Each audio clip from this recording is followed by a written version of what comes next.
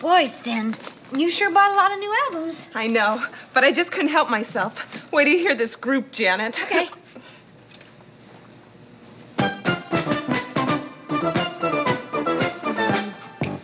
Ooh, Sydney, they're pretty good.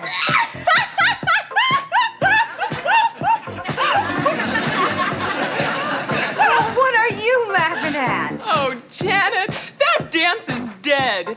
It went out with ankle bracelets. I just bought an ankle bracelet. Well, maybe it'll come back. Oh, maybe. Okay, kid, what dances are they doing today? The pogo. Oh, you're kidding. Ah, try it. It's easy. Oh, it's dumb. Oh, come on. Do it to the beat. Oh, Cindy. Pogo, get it? Yeah, well, I'm six, maybe. Oh, Cindy. You call this fun? I sure do. Don't get shy, Jack. But you doing the Jump pogo? in. Yeah. I'm very young. Hi, Mr. Furley. Stop that! Stand still! Now stop that music! Yes, sir. Mr. Furley, is it snowing outside? No. Well, then what do you got all over you? My ceiling! What are you doing up here? Well, we're just dancing. Dancing? Yeah, the pogo. You call that dancing? Boy, back in my day, we used to dance without tearing the house down. Would you like me to show you how? Oh, yeah, I've always wanted to learn the minuet. Put on a record something nice and slow and romantic. We don't have any. Then sing the Blue Daniel. Go ahead and sing. Da, da, da, da, da. Plink, plink.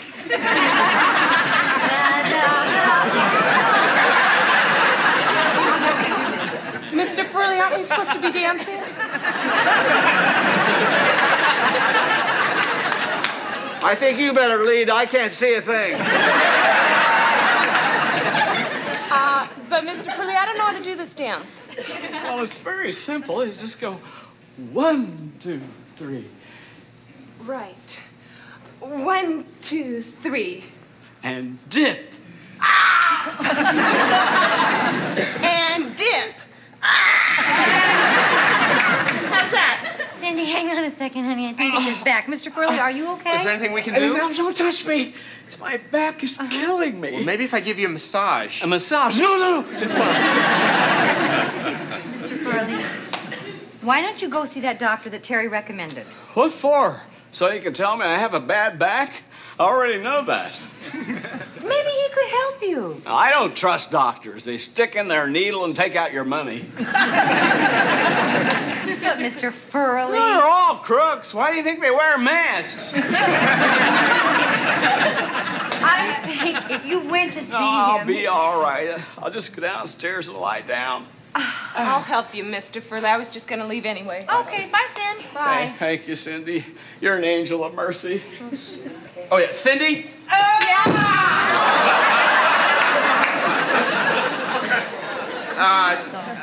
Be careful with Mr. Furley, okay?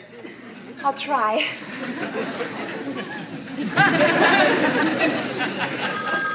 I'll get that, Jen. Oh, thanks, Jeff. Hello? Hello, Grandma. It's my grandmother calling all the way from St. Louis. Hi. How's Grandpa? He what?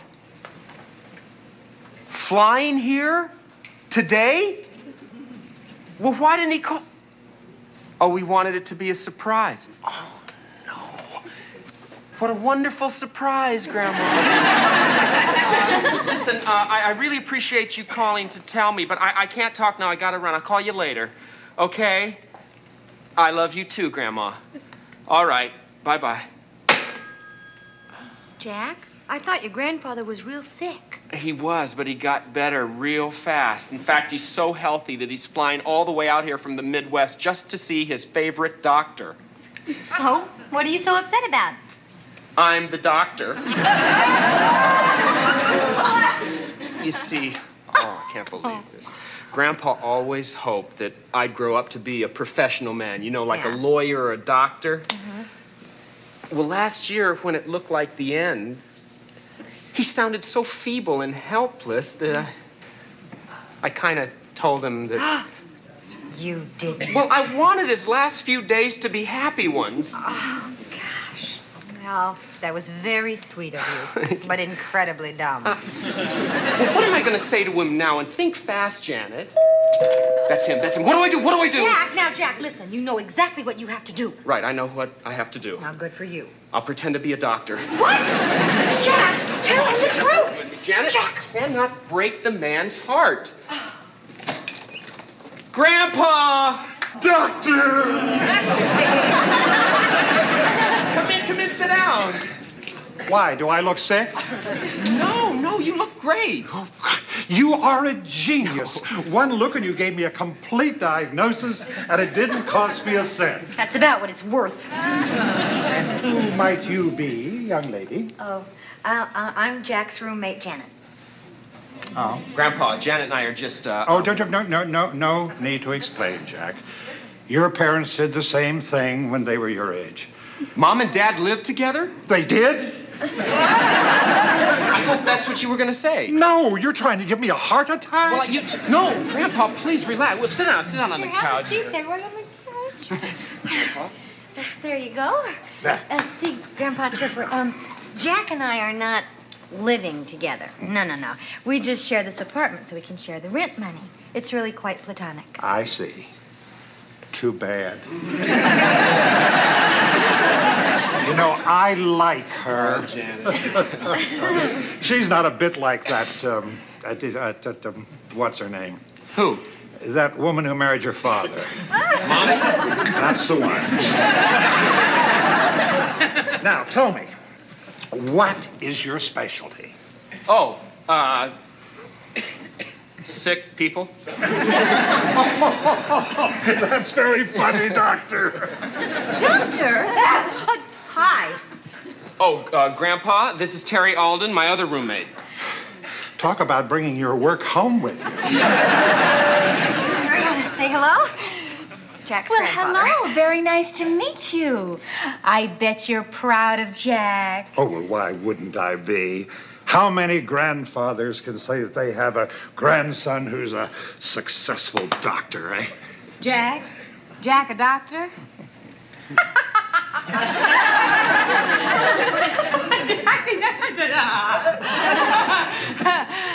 And a very good one, too.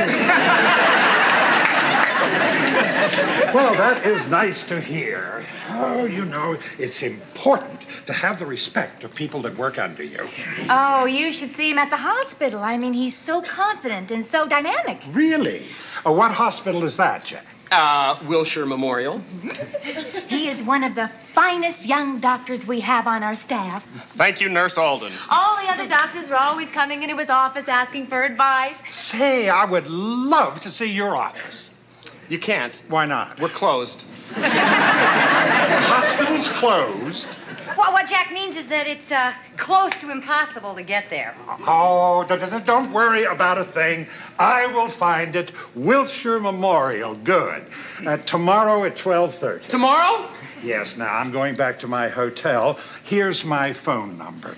It has been delightful to meet you, ladies. Pleasure's ours. Grandpa, wouldn't you rather go sightseeing instead? We could go to Disneyland. I came to see you, not Mickey Mouse. I'll be in your office tomorrow. Bye-bye. Goodbye. We'll Bye-bye. see you soon. Well, I'm glad I'm a doctor, because I'm going to be sick.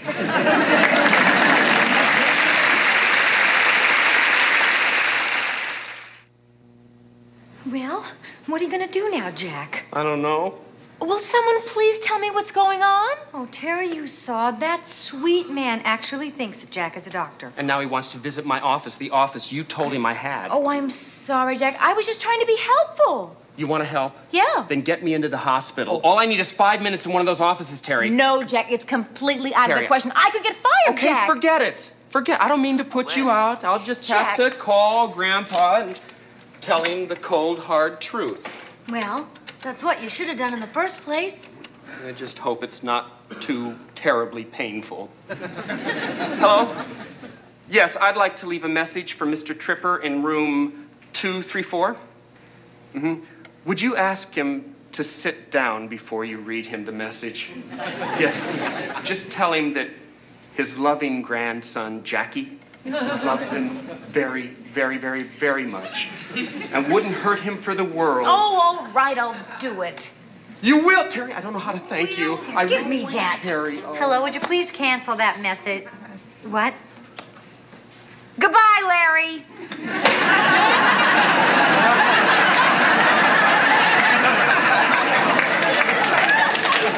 Larry, I didn't like that. I must have dialed the wrong number. What are you gonna do with you? Jack, your grandfather better not be there more than 5 minutes. He won't have a choice. I'll tell him I have to see a patient. Hey, now that's a good idea. Thank you, Janet, and I won't keep you long. What? No. I'll wear gloves.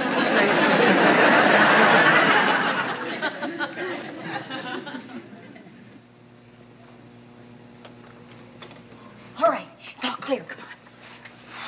Now remember, Dr. Stevens is only going to be gone for a couple of hours. Yeah, don't worry, Terry. I won't be here that long. Okay, Right. Tell me. How do I look? Like a busboy. This ought to help. I hope Janet gets here soon. She called and she said that she was on her way down. Now, I'm going to go downstairs and look for your grandfather. Oh, thank you. Thank you so much. Just sit down behind the desk, okay? And don't move. We got it under control. All right. No problem. Oh, boy.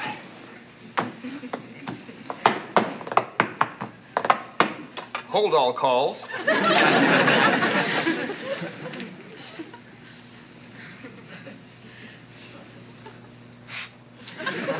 Testing. Uno, dos, tres, catorce.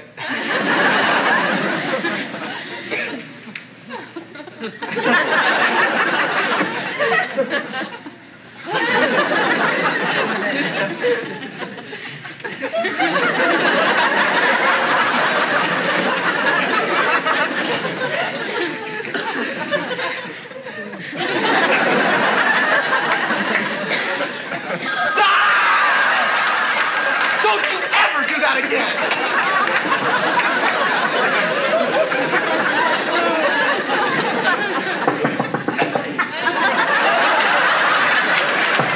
Oh, come in, please.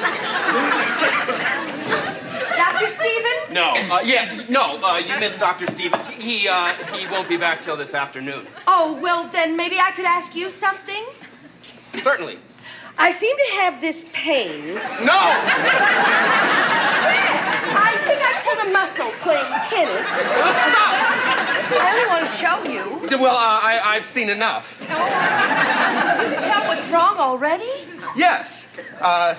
It's a little swollen, that's all. Should I take aspirin? Yes, take a pair. Come. We can't be too careful with these things. Call Dr. Stevens this afternoon. He'll help you. Oh, thank you, Doctor. I feel better already. Anytime. Get in here.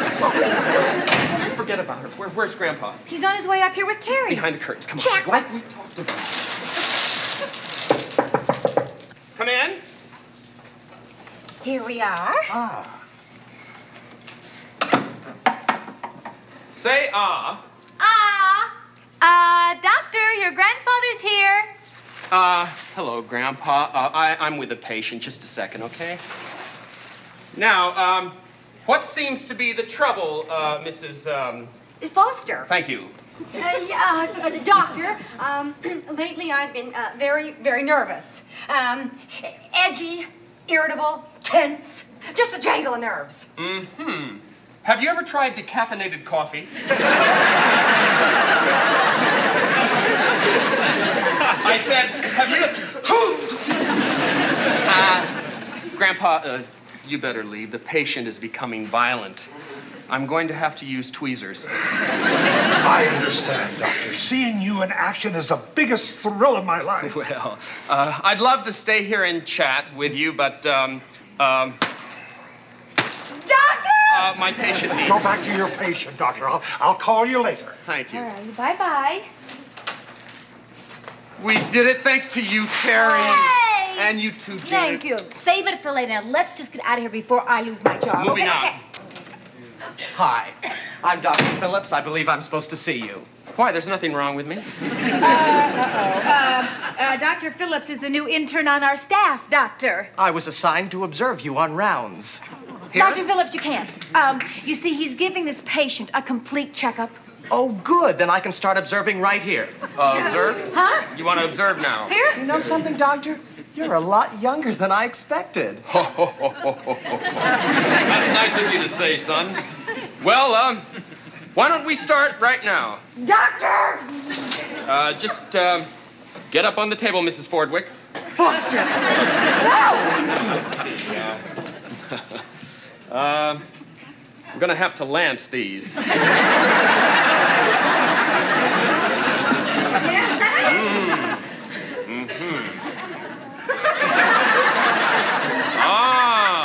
So.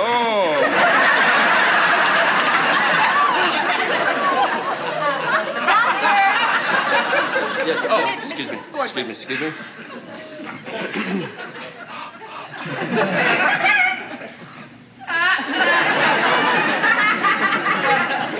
Breathe deeply. Deeper. She sure gets a lot of air in there, doesn't she? You're very healthy. Doctor, I'm a little confused. Shouldn't the patient be disrobed during the physical? What? You mean have her take all her clothes off? What? Well, I mean, isn't that the way it's usually done? Oh, yeah, you're right. Rules are rules. Would you please take off your clothes? What? Write that down, nurse. Patient hard of hearing. Doctor. Work with me, Nurse Alden. Not you, Doctor. Dr. Phillips. Yes, nurse. Do you notice anything unusual about the patient? No. You don't notice the flushed cheeks, the rapid breathing, the darting eyes, the clenched fists? Well, now that you mention Do it, you know what that indicates? No, what? You're asking me? You're the doctor. Yes, but I didn't notice any symptoms. I suggest you go back to your room, Doctor, and look through your medical books. And not just the pictures. Unless you want to flunk out of this hospital. Oh, no. No, ma'am. No, nurse. No, yes. No. I'm sorry. And I hope you get better real soon. And I hope you do, too. Terry! Boy, we sure showed him, didn't we? What do you mean we showed him? You know, you almost became a patient here yourself, Tripper. Janet, we have to get out of here before something else happens.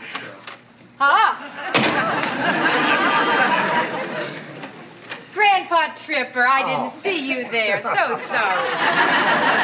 What are you doing back here? Well, I forgot my walking stick. Oh, there it is. There. Now, what? Mr. Furley, what are you doing here? I decided to take your advice and see Dr. Stevens about my back. Dr. Stevens isn't here. Oh, darn. This one I finally worked up the nerve to do something about it. No problem. There's a great doctor here right now. Oh, who? My grandson. He's right behind that curtain. Oh, well, thank you. Doctor?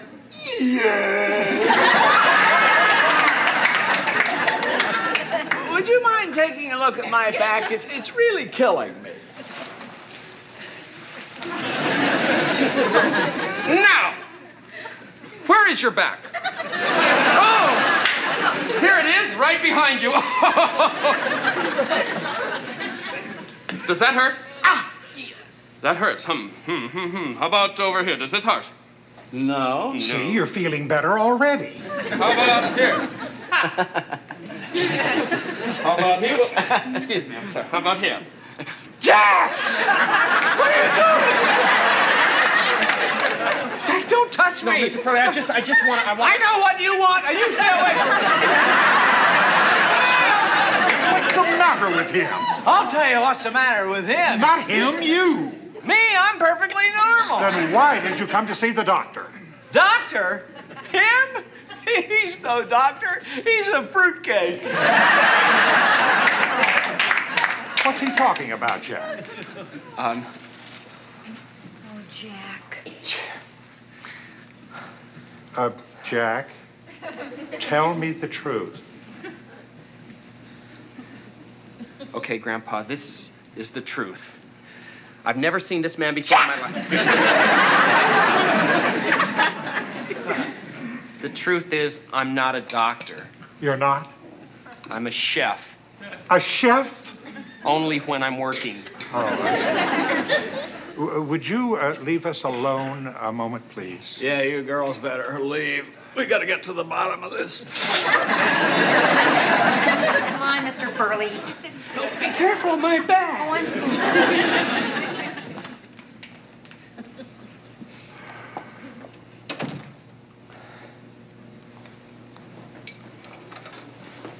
Gee, Grandpa, I bet you're real disappointed in me. Well, not as disappointed as I was in your father.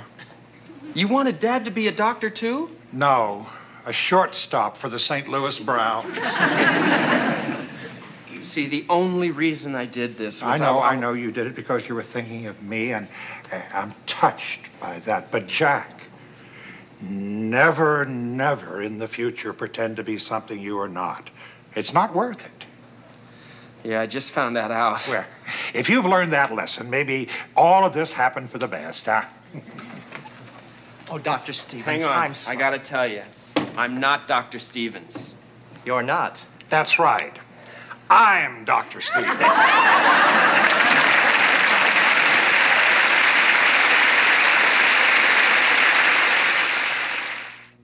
So you see, Mr. Furley, I had to tell him I was a doctor. Oh, I understand, Jack. You're trying to spare his feelings. I had to do the same thing once. You did? Yeah, it was years ago when I first started playing the field. This one little chick, she just couldn't keep her hands off me. Of course, you wouldn't understand that, Jack. Neither would I. Huh? Be able to keep my hands off you. Oh, yeah. Anyway, I wanted to let her down easy. It was time to call it quits. And I didn't want to break her heart. So instead of phoning her, I just showed up at her apartment. And there she was with another man. Oh, no. Yeah, can you imagine her going to all that trouble just to make me jealous? Yeah, well, Mr. Furley, what happened? Well, I tried to let her down easy. And I told her it was great fun, but it was just one of those things. Well, how'd she take it? Terrible. She went right to bed. Poor guy she was with had to spend the rest of the night comforting her. Yeah, sure. Go ahead, call yourself a food critic. Ah. There are no good chefs in this city, only clumsy amateurs. Morning, Jack. What a stupid thing to say. It's the first thing I thought of. Such trash. Hi, Jack. Oh, I'm starved. What's for breakfast? Garbage. I think I'll pass. Makes me so mad. I don't care. I don't want any. What? Jack, what's wrong with you? It's this Jason Defarge. Who's he? Who's he? Who's he? You don't know either? It just so happens that Jason Defarge is the most important food critic in this city. Oh, that Jason Defarge. You girls want breakfast? Yes. Then listen. There are no good chefs in this city, only clumsy amateurs. In years to come, I feel the honest seeker of fine cuisine will either have to travel or starve. Can you believe that guy? Jack, don't take it so seriously. Man, it really- I mean, it's just one man's opinion. You should just laugh it off. He's an idiot. Just laugh it off. Janet, come on. come on. Don't Laugh it off. take off. Come on. Okay, all right. The guy's an idiot. Right. I'll kill him. I'll tear him apart. Listen to this. I have lost all hope of finding a new chef with the talent to make a chicken croquette, let alone a poulard poché princesse. Hey, Jack, don't you make that dish? Other chefs make it. I create a work of art that gives new meaning to the word succulence. What's wrong with the old meaning? Well, I'd like to make that Defarge eat his words. Better yet, why don't you make him eat your your chicken? What a good idea, Janet. I'll just mail him a chicken dinner. Do you have a large envelope? Come on, smarty pants. I mean, have him over here. Here? Yeah, where else? You're not working anywhere right now. Yeah, and if he likes the way you cook. If he'll love it. Well, then why don't you invite him over? I mean, what have you got to lose? What? You're right. I'll do it. Yeah, Jack, and then he's going to have to write about what a good chef you are. Good? You mean great chef? Great, but sloppy. Hang on.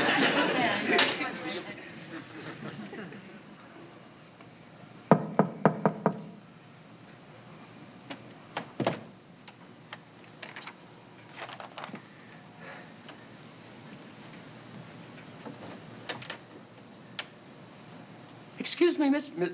Defarge. Oh, my God, not another one. Huh? Ever since my article appeared in the paper, I've been besieged by young nobodies offering to cook for me. Please don't tell me you're one of those. Well, actually, Hello? Yes, I do remember eating in your restaurant, to use the term loosely. No, your name will not appear in my column. Why? Because I am showing you some mercy, which is more than you show your diners. What was wrong? Well, let's start with the pate, which should be made with truffles. And, of course, a touch of marjoram. Truffles and a suggestion of rosemary. Rosemary? Trust me, marjoram mutes the tang of the endive salad, which, of course, follows. Endive salad, you say? With walnuts? Yes, and just a delicate touch of cognac dressing. Which makes the perfect prelude to poulard poché princesse. Poulard poché princesse? Oui. No one in town does it properly. No one does it the way I do it. Oh? With tender, juicy chicken breasts. Yeah? Steamed with asparagus tips. Oh. Dripping with cream. And the wine? Pouilly Fuissé. What year? 66. Oh, yes. Yes. And for dessert? Soufflé Grand Marnier. Oh, don't stop. And then camembert, green grapes, soft brie. You are killing me. And finally, a heated snifter of Napoleon brandy.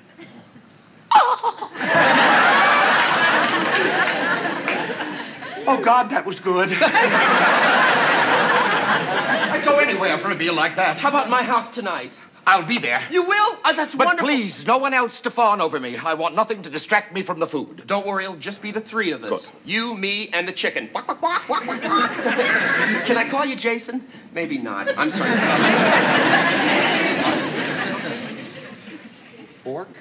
Fork, knife, spoon. Fork. Hi, Dad. You made me lose my place.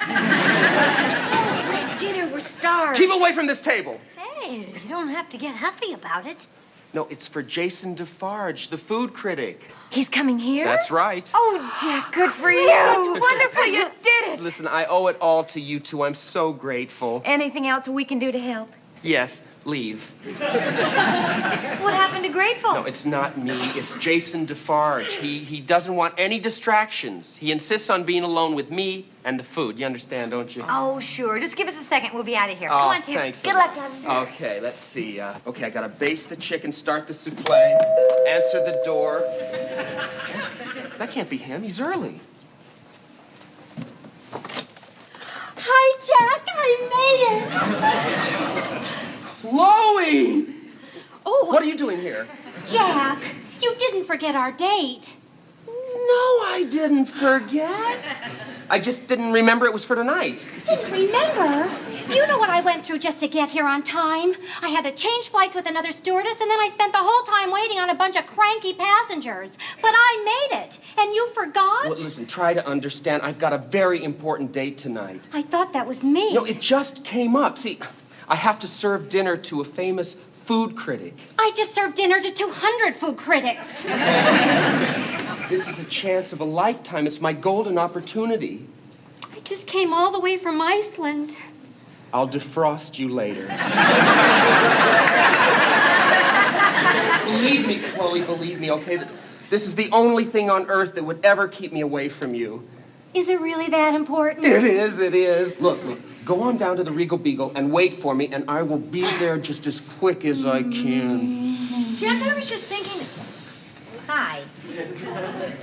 Who's this? Janet, Chloe. I'm Jack's roommate. His roommate? No, well, see, Oh, hi. Who are you? She's his other roommate. Chloe, let me explain. Well, I don't want to hear it. No, Do you understand me? I don't want to hear it. Chloe. I just flew halfway around the world to be with you, and you treat me like garbage. That's me, Chloe, the human garbage dump. Well, this time, Jack Tripper, the garbage dump is closed. No, now, will you listen to me, Chloe? Chloe, just for a second. What was that all about? My career just went into the toilet. Jack, you better do something. Right. Chloe, now let's discuss this calmly. After all, we're both reasonable adults. Eat worms and die. Will you please get her out before Defarge gets here? I gotta finish cooking. Jack, I don't know what the matter. I mean... Hi! Anyone up for Perquacky?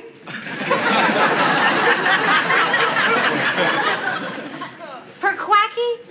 It's a fun game. Mr. Furley, we haven't got time for games. We have an emergency. A friend of Jack's is locked in the bathroom. A friend of Jack's? What's he doing? Taking a bubble bath?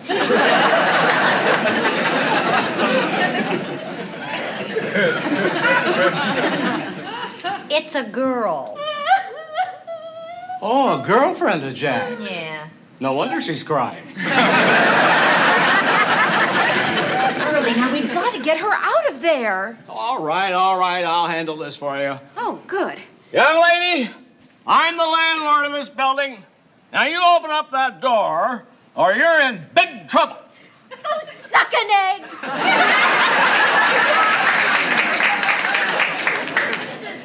Okay, you want to play hardball, huh? Mr. Furley, what are you doing? I'm going to open the door. See, you just take a credit card, and you slip it through the lock, like this. She took it! She took my credit card! Hey, you give me my card back! You stop behaving like a baby, you spoiled little brat!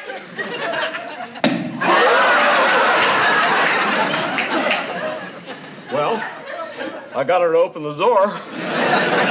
You take it from here.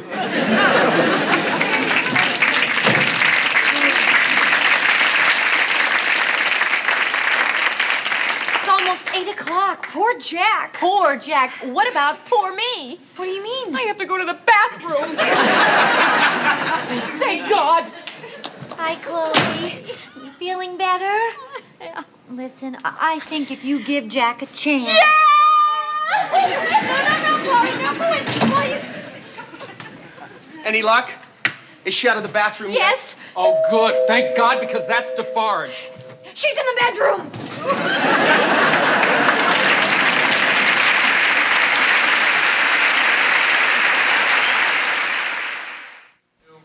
What are you going to do? Oh, Mr. Defarge, how nice of you to come. But you see, dinner isn't quite ready yet, and I want everything to be perfect. Excuse me. Chloe. don't talk to to me. Look, Mr. Defarge has arrived. I have to serve him dinner. It's business. What about those girls? Are they business too? Will you forget about them? I've asked them to leave. You have? Yes. Now, I don't want you to go down to the Regal Beagle. I want you to stay right here, okay? And I'll have Defarge out of here by 10 o'clock. Okay. And then it'll just be the two of us.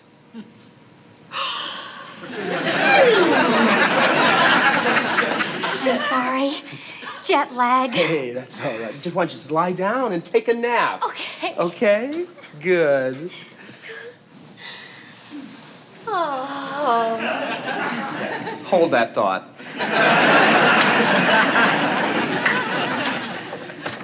Everything's fine. But she's Just still... forget about her. You guys have to leave now. Okay, Jack. Look. Yeah, look. Mr. Defarge, I'm so Well, I sorry. must say, Tripper. Excuse me. Who have we here? Nobody, and they're leaving. Oh, what a pity. Food always tastes better to me in the company of lovely women. Lovely women, they're right here. Terry, you're sitting back here. And Janet, over there's fine. Are you sure you made enough food? Oh, you know, a great chef always makes more than enough. Don't eat. One chair coming up. Mr. Defarge, if you would do me the honor. The honor is mine. Excuse me.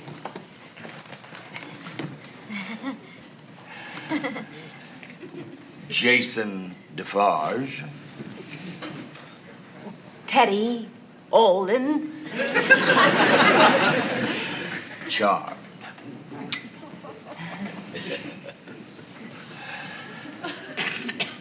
Janet Wood. Would what?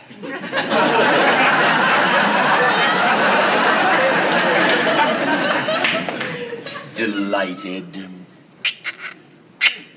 Likewise, I'm sure. Well, I can't tell you how happy I am to have you two lovely ladies join us. Oh. Now, let's see, Mr. Defarge. Care for some wine? A touch. You know, the great chef Escoffier once remarked, a meal without wine is a hell of a lot cheaper.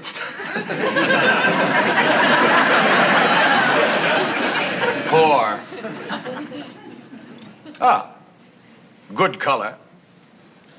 Exquisite bouquet. Pungent. A wine to be sipped and savored as it gently caresses the taste buds.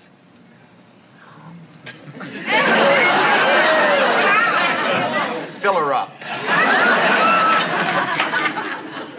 The lip is quicker than the eye. Now, let's drink the wine as they do on the continent with our arms entwined, huh? Oh, why not? Oh, but first, a toast to the ladies. Oh. To the flaxen-haired.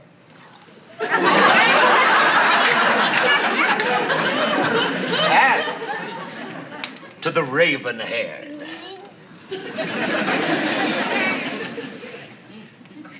Whose beauty is so intoxicating, there is really no need for wine. Oh. Waiter. Jack! Yes, Is it 10 o'clock yet? Who is that? That's just my grandmother. Oh. You see, she takes her medicine at 10. Not yet, Granny. Go back to sleep. She loves your column. She reads it every day to her cats. She's a big Pour. I'll get that, Jack. You just keep right on pouring. A little more. What? I want my credit card back.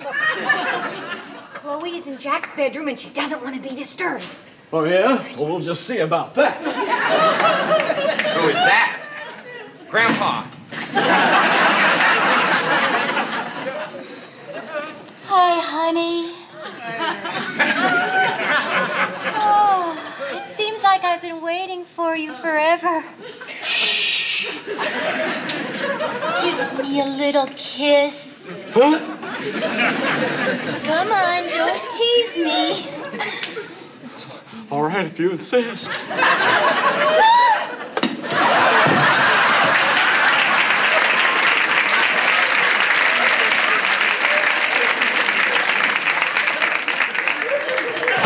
Mr. Furley, did she give it to you? Twice!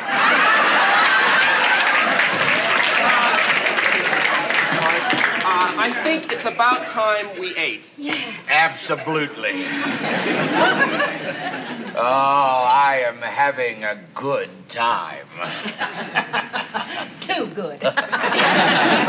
Terry, you shouldn't have pushed him away like that. He had his hand on my knee. Well, now he's got his hand on my knee. I'm back. I didn't know you were gone.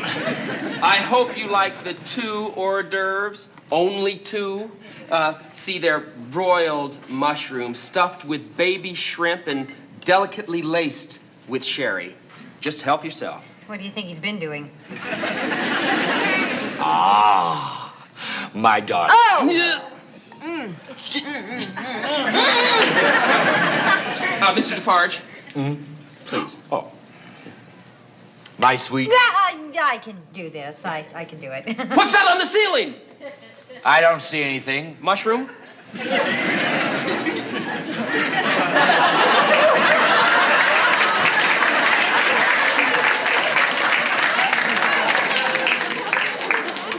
Terrific.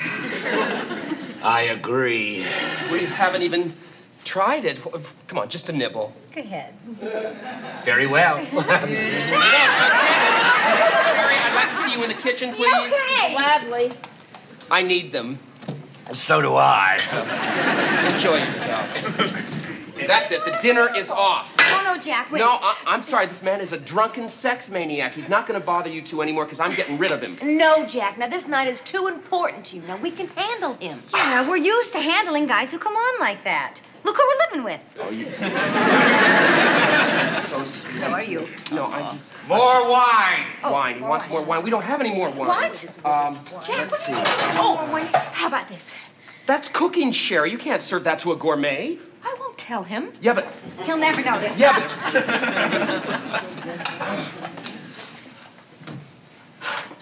Cooking sherry. An excellent choice. Bold, yet primitive. Is everything okay? Oh, yes, yes. He was just telling us about his favorite recipe. Yeah, you know, a pinch of this and a pinch of that.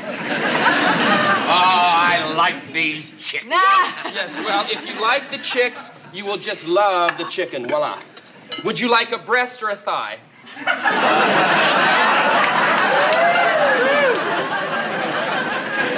Oh, yes.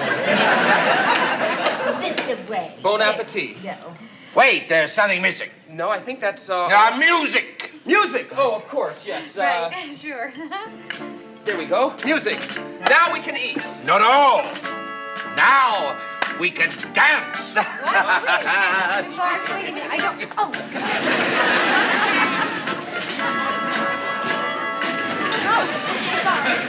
Mr. DeFarge! Your dinner's getting cold. Oh, but I'm getting warm. Excuse me, may I cut in? Oh, certainly. There's plenty for everybody. Now the flaxen hair beauty. No, wait. Business? This is business? Yes, it is. Chloe, listen to me. Don't call me Chloe. No, And don't call me ever. You mealy-mouthed, two-timing. Tripper, don't tell me that you have been mistreating this enchantress. Excuse me? Oh, why, this is a woman of great passion. A woman who should be treated with tenderness, awe, and respect. Jason Defarge, the city's leading food critic. Chloe Brown, I'm a stew. My favorite dish. now he tells me. Would you care to join me for a night on the town? Oh, I'd love it. Wait a sec. Wait. What about dinner? Oh, no, thanks. I couldn't eat another bite. Young man, you must learn never to stuff your guests. How do you like that? The guy is so drunk he thinks he ate dinner. Let's hope he thinks he liked it. And gives you a good review. I don't care about any review. Oh, come on, you don't mean that. No, a review means nothing to me. You know what really upsets me is that I let a man walk into this apartment and treat you two girls like dirt, and to top it off, he walks out with my girl. Well, why didn't you stop him, Jack? Well, it all happened so fast, I didn't have a chance. Ripper. Now's your chance. Right. Defarge, I want to say something to you. Tripper, I just came back to tell you that I am going to give your dinner an excellent review. Tomorrow, everyone will know what a wonderful chef you are. Go on, Slugger. Tell him. Right. Thank you and have a wonderful evening. Stop by.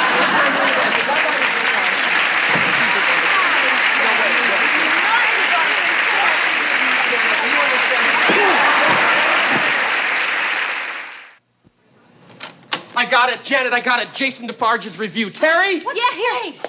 I don't know, I'm afraid to look. Here. You read it to me, Terry. Oh, you're so silly, Jack.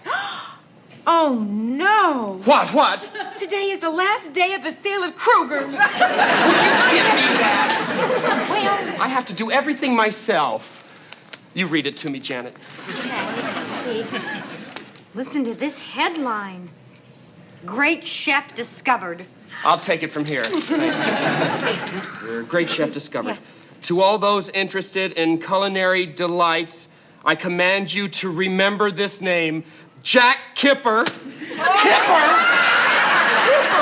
oh, that's terrible. Oh, you poor fish. Guy!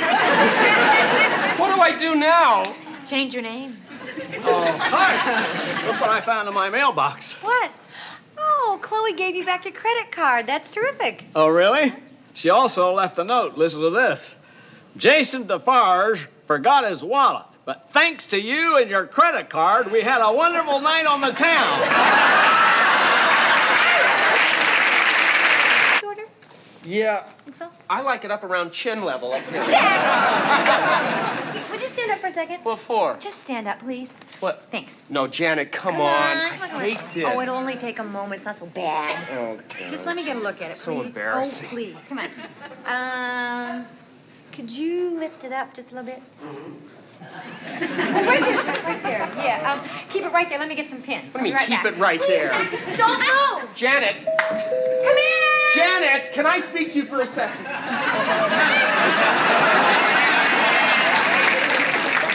So you've decided to go all the way, Mr. Furley, Janet... Now, I always pictured you in a hoop skirt. Hides those unsightly bulges. Janet Hi, Mr. Furley. Oh, hi, Janet. Listen, before you dress Cinderella for the ball here, what do you want me for? Oh, we need something fixed. Well, I can fix a lot of things, but I'm no miracle worker. It's the bathtub drain that needs fixing, Mr. Furley. It's all clogged up. You dragged me away from the Brady Bunch just for that? But we can't take a bath. You're clean enough. Mr. Furley. In other words, you want me to go all the way downstairs, find my plunger, then come all the way upstairs, then promptly sprain my back while I'm plunging, just so I can unclog your drain so you can take a bath. By George, I think he's got it. Gee, hi. I suppose you want to take a bath, too. Never mind. Next time. Wait till you hear the great news. What? What? Dr. Benson's going to Europe. Did you hear that, Janet? Dr. Benson's going to Europe? Dr. Benson's... Who's Dr. Benson? He's a doctor at the hospital. Well, he's going a long way to make a house call, isn't he? Jack, I'm serious. He's going for 2 years, and we can sublet his house in Laguna. Uh-huh. Hey, in case you haven't noticed, we've already got a place to live. Oh, yeah, that's right. I mean, Dr. Benson's house only has 3 bedrooms, ocean view, huge backyard, gourmet kitchen, hot tub. Hot tub. Did you hear that, Janet? A hot tub. Wait a minute. Hang on a second. Now, how much would all this cost us? The same rent that we're paying now. Same Dang, that's wonderful. I have always wanted to have a really big yard. Jack, did you hear that? You are going to be cooking in a gourmet kitchen. And in a hot tub, too. Can you believe it? We can move in this weekend. Well, what are we waiting for? Let's start packing, ladies. Oh, no, wait. The first thing we've got to do is tell Furley. I mean, he'll probably get real upset. Are you kidding? As soon as we move out, he can raise the rent. The man will be thrilled. Oh, that's right. Oh, I'm so thrilled. Oh, Terry, we owe this all to you. Oh, thank you, Terry. Thank you, Terry. Thank you. Okay. No, thank her now. It's a big house. Thank you. I want to hear about the backyard? Oh, it's a really big yard with a lot of trees. Oh, that sounds terrific. I won't have to take Janet for a walk anymore. I can just let her run. How would you like a piranha in your hot tub? Yeah, well. You can't follow the Brady Bunch when you miss the beginning. So I may as well unclog your drain. Well, good, Mr. Furley, because the new tenants will appreciate that. I'm sure they will. Huh? That's right, Mr. Furley. You are finally going to get rid of us. We're going to move. Move? Yeah. Terry found a wonderful house overlooking the ocean. It's too good a deal to pass up. Move? You're not upset, are you? Heck no. Me, you kidding? Tenants come, tenants go. Sarah, Sarah. Besides, with you gone, I won't be up here all the time fixing things. I have a lot more free time to myself.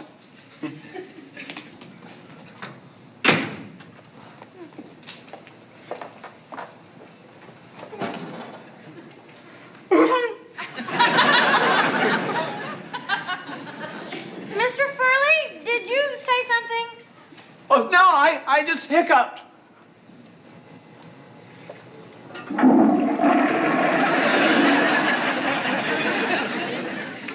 I'm so excited to see this place. I can't wait to see it. We can go there right now. Well, let's go check out Hot Tub. Hot Tub time. I can't wait. Hey, Jacko, open up. Yeah, be right with you, Larry. Wait till he hears the news. I hope he doesn't take it too hard. Hey, Larry. Hey. Come on in. How you doing, pal? Great, especially after last night. I had a date with this gorgeous teacher, Sarah Webb. Sarah Webb? She's not a teacher. Oh, Jack, you're wrong. She taught me so much. I gotta tell you something. Yeah? We're moving. Talk about moving. Sarah has more moves. Larry, stop thinking about girls for 1 minute. Did you hear what Jack said? We are going to move out. You are? We are going to be living in the most incredible house overlooking the ocean. What happened? Somebody die and leave you a fortune?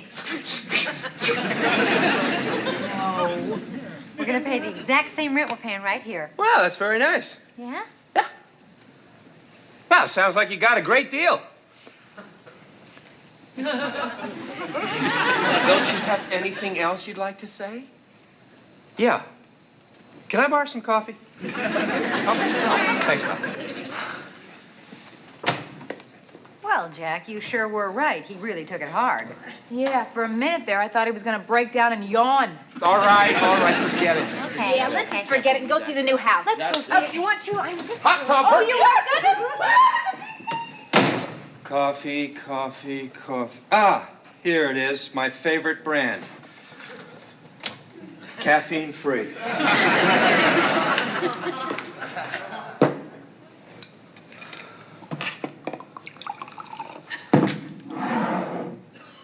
The party's over.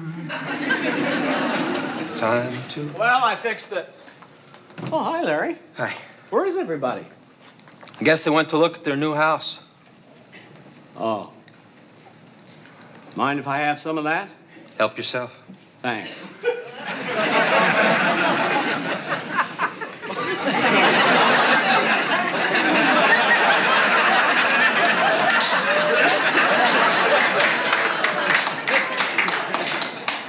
It's good.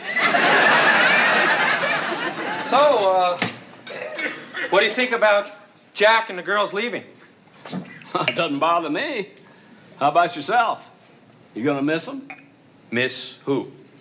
Miss who? That's a good one. Who needs them, huh? That's what I say. Who needs them?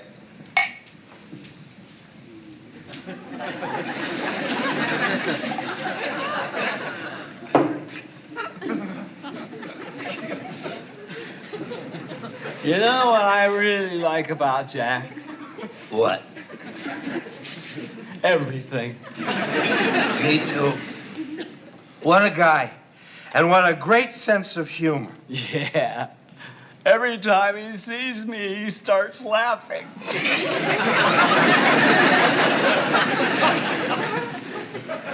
You know what? Sure. What? What? what you were just saying. What was that? Well, I don't know. I wasn't listening. Look, you know the difference between Jack and everybody else I know? What?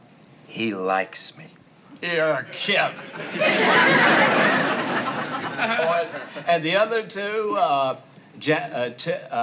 Tanit and Jerry. Very wonderful girls. The best. Cream of the crop. Salt of the earth. Fruit of the loom.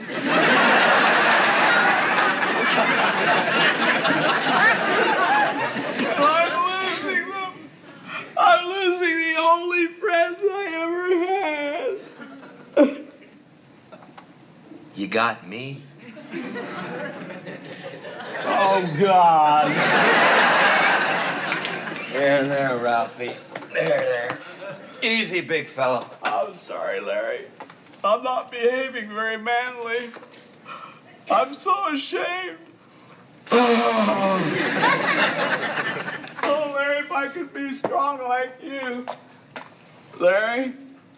Larry? I can't help it. I've lost the only friend I ever had. How could they do this to us? I don't know. We gotta teach them a lesson. Right. What are we gonna do?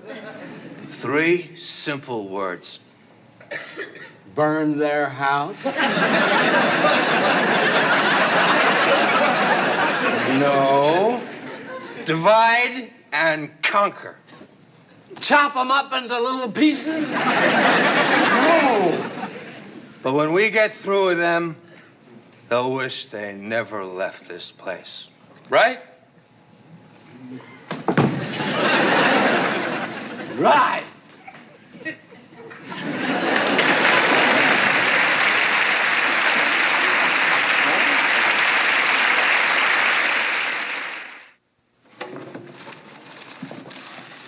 You're not gonna take that piece of junk, are you? Of course I am. This was a gift from a very dear friend. Who? You. Be careful with it, will you? Hey, guys. What's wrong with Mr. Furley? I mean, he just walked right past me without even saying a word. Maybe he was late for the Brady Bunch.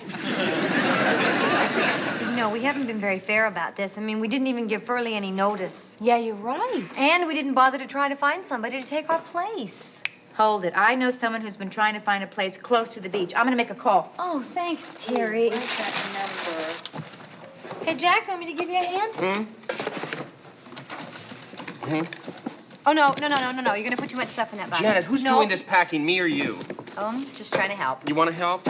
Tear off a strip of that tape. Okay, but you got too much stuff in that box, Janet, Jack. just I'm tear telling some you. tape. That's enough. Rules of packing. Do not overpack. Janet, you know how many times I have moved in my life? I know, but look I am a how- mover, okay?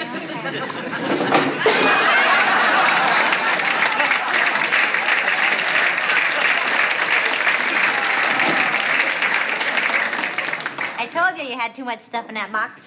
Tear off another piece of that tape. What for? To paste over your mouth. I don't want to hear another word. It's all set. Now we don't have to worry about Furley. Now I'm gonna go clean out the medicine cabinet. Thanks, Terry. Oh, I'll get that, Jack. Hi, guys. Hi. Are you busy? Yeah, Jack just made a mess on the floor. I had a poodle like that. Would you all excuse me? Okay. Now we stop them from moving. Remember, be subtle. Gotcha. Subtle. Don't put so much in this time, Jack. Okay. So, Janet, what's new? Well, as a matter of fact... I gotta talk to you alone right away. What? Well, are you coming with me or not? Okay, Mr. Furley.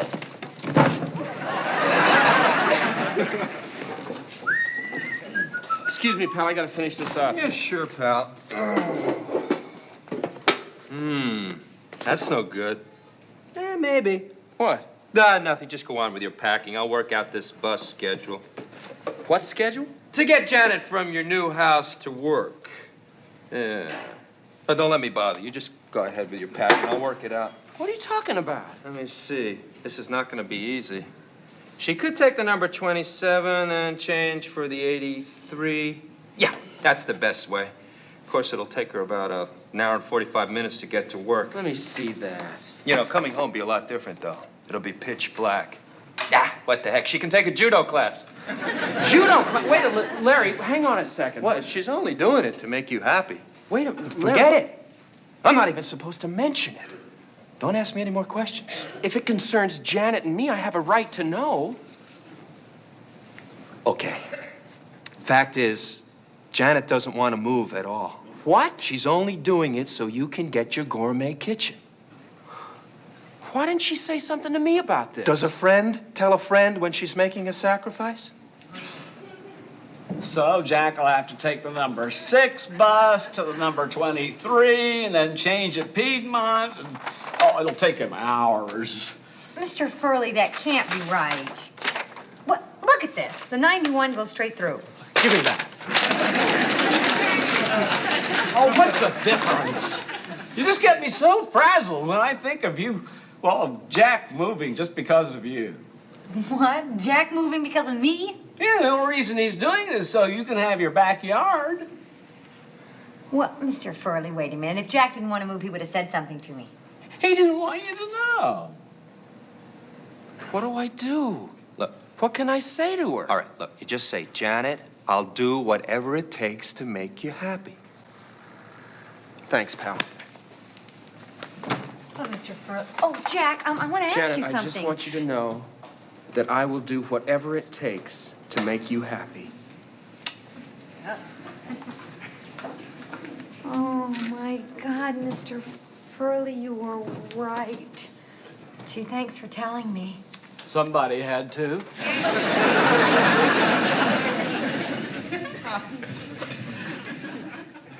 Okay. Mission accomplished. Great. Where's Jack? In the bedroom. I'm almost through in here. 2 down, 1 to go. You first. Excuse me, Jerry. I have to tell you something. What? You're not telling her anything. But if Jack and Janet wanted her to know, they'd tell her themselves. Tell me what? That Jack and Janet don't want to move. What? I thought you weren't going to say anything. It slipped out. I'm sorry. You two are not making any sense. Well, they're only doing it because of you. I don't understand. No, look. Their whole life is here. But they know how much this house means to you. And they don't want to lose you. Oh, I feel terrible. You should. Ralphie? It's working. Yes. But we got to keep them apart so they don't compare notes, right? Right. Right. So the minute we get them down to your place, keep them occupied, and then you give your phony speech about violating the lease. Yeah, I'll have them eating out of the palm of my hand. Oh, Jack, I think you're wonderful. Oh. Hey, I'm not wonderful. Janet's the one who's wonderful. Oh, stop. I love you guys. And we love you.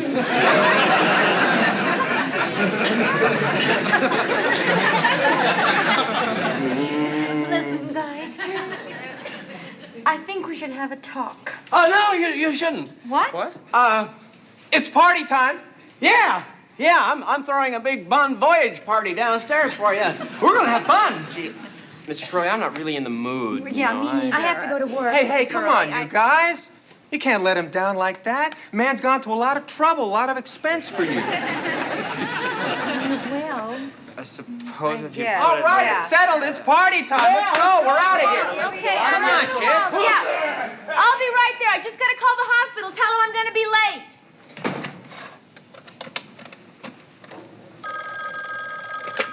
Wilshire Memorial Emergency. Oh, hi, Terry. hi, Marge. I'm going to be a little bit late. Is that okay? Don't worry about a thing, Terry. I'll cover for you. Thanks. You are a doll. All righty. Bye-bye.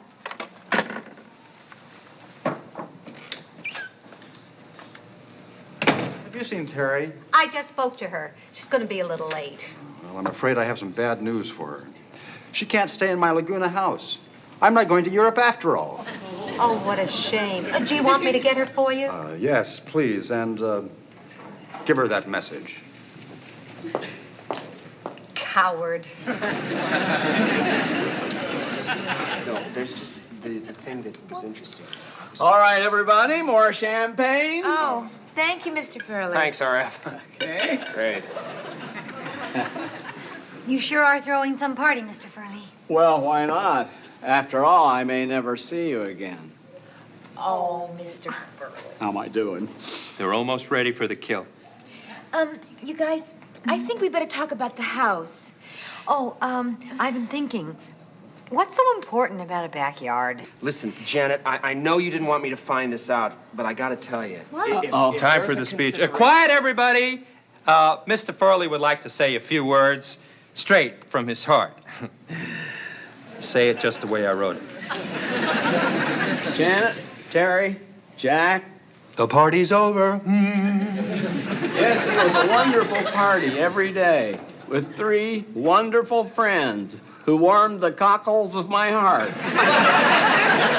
But now you're leaving, and I'll be left with nothing but cold cockles. But don't worry about breaking your lease, an illegal act. I can't go on with this. Janet, Jack, Terry, I feel like I'm losing part of my family. I don't know what I'll do without you. I better get that. I think of all the times you made me smile, and now I know I'll never smile again. Well, hello. Mr. Furley, this is Sheila Ashton. Terry told me about the apartment, and I am interested. So am I. Furley. I think that's our phone. I'm going to go get it. I'll be right back. Can I offer you a little of the old bubbly? Mr. Furley, your speech. Oh, yes. I am the landlord of this building. I'll be at your service. Not to her, to them. Oh, would you excuse me a second, Sheila? Janet, Jack, you know I've always been your friend. So, if you want to go, go. Wait a second, he's hysterical. He doesn't even know what he's saying. Well, you just saw him just a second ago. I mean, the man was so brokenhearted, he couldn't even continue. He's lost his will to live. Well, just look at him. Look how bravely he's hiding it. So, my friends, I implore you, for his sake, stay. We're not moving. I must be magic. Hospital. Yeah? Dr. Benson's not going to Europe. That's a relief. I would have changed my mind. Wait a minute. You know, Did you say you're not moving? That's right, Mr. Furley, we're not. Well, you know, you convinced us. We didn't want to break up our family. Pop. Well,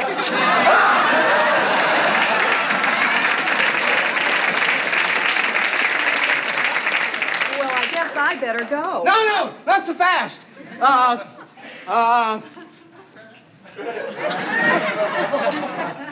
Larry, isn't your lease up next month?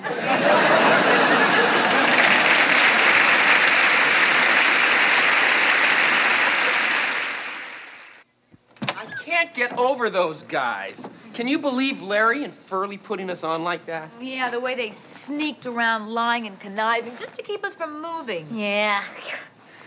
Sure is nice to know you're wanted, huh? Yeah. Would have been nice to have a hot tub, though. Oh, come on, Jack. What's a hot tub? It's just like taking a bath. Yeah. With one important difference. You can take a hot tub with friends. Well, you could still do that, Jack. I mean, you have 2 willing friends right here who love you. I do? Mm-hmm. Oh, yeah. I'll go start the tub. Okay. We'll go get your friends. Huh? Larry and Mr. Furley.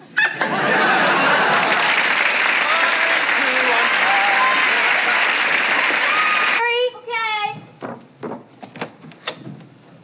Hi. Who is it, Janet? It's only Mr. Furley. Oh. Thank you. Uh-huh. Hi. Hi. Did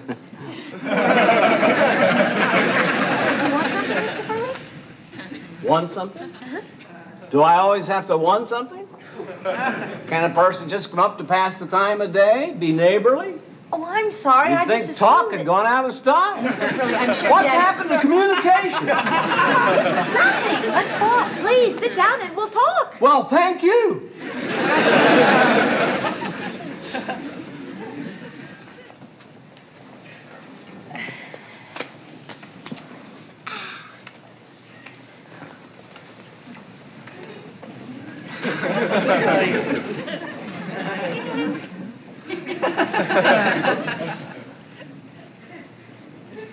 Yes, Mr. Furley. Nothing, just a little gas. No.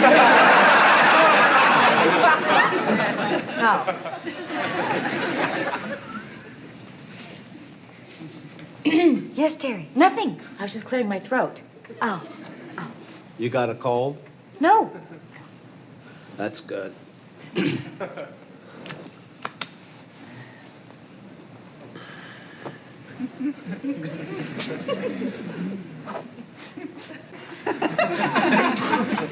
I had a cold. It went away. Yeah. It was a real bad cold. A lot of coughing. A lot of sneezing. Nose running all over the place. I'm home! Thank goodness. Hey, I was right in the middle of my cold. Excuse me. I'm going to be on television. What? Television? Yeah, Mike O'Connell came and had lunch at Angelino's today. You mean that guy who's the host of that show, L.A. Today? That's right. He went crazy over the food, and he asked me to come on his show and give a cooking demonstration. You're kidding. That's wonderful, Jack. That's wonderful. I'm really excited for you, Terry. Did you hear that? Our own Jack is going to be on TV giving a cooking lesson. Yeah, just like the Galloping Gourmet. Don't you mean the gay gourmet?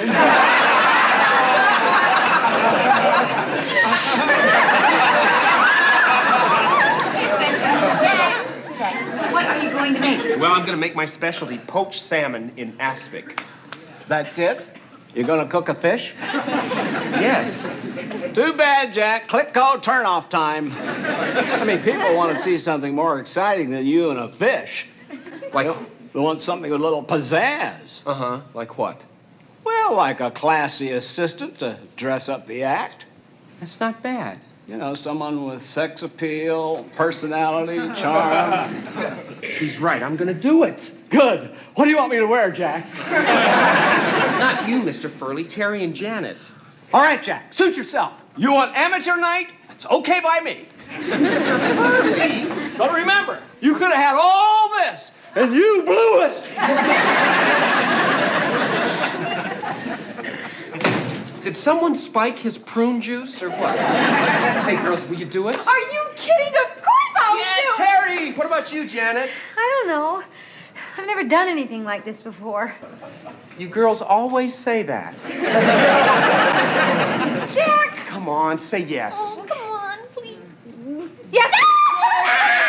I knew I could count on you. Well, what do you think you're going to want us to do? Well, let's see. I'll come out first, and I'll charm the audience, and then I'll bring you two out. Listen, why don't you get back in your bedroom, and we'll practice, okay? Oh, okay. Okay, I'll practice bringing you up. Okay. And now, ladies and gentlemen, I'd like to introduce my two beautiful assistants. First of all, from Speedway, Indiana, Janet Wood. Janet. There'll be some applause here. Yay. Yay. And my other beautiful assistant from Longmeadow, Massachusetts, Miss Terry Alden. Terry.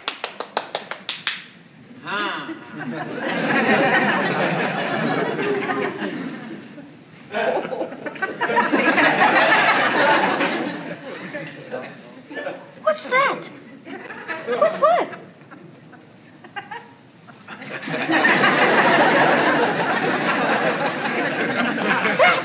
What's wrong with that? What's wrong? Jack, tell her. Well, I think what Janet's trying to say is that you're sexy kind of walk makes her look plain, dull, and potato-like.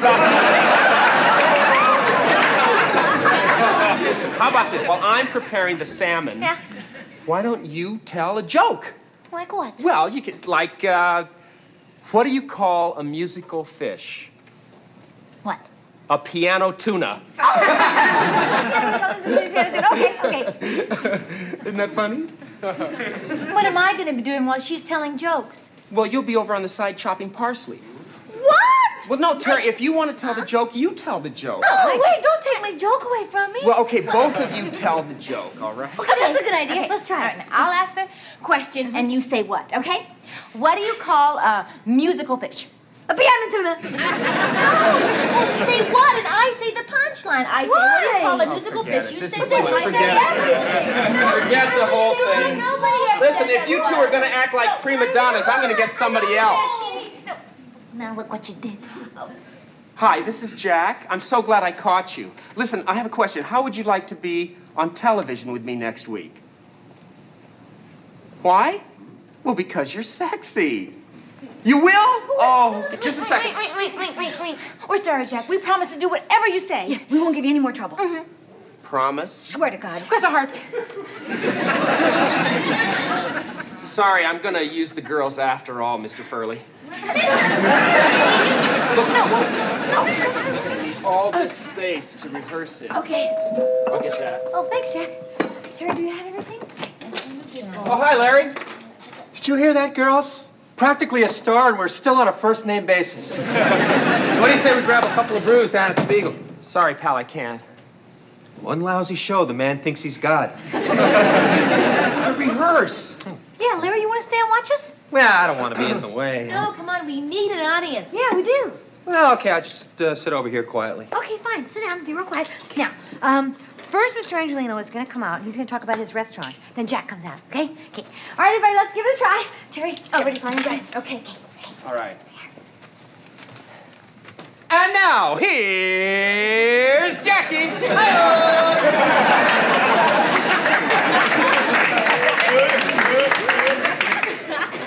I'm sorry, I've always wanted to do that. Hi, my name is Jack Tripper. Today I'll be making poached salmon in aspic. I chose poached salmon. Hold it. You're not going to stand up there and read, are you? Well, I want to make sure I don't leave anything out. Buddy, you're going to lose your audience. Well, I gotta... Come on, you don't need this. Go ahead. Go ahead. Good morning. No, My don't name look is at Jack. me. You look at the camera. Camera? There is a camera in front of you.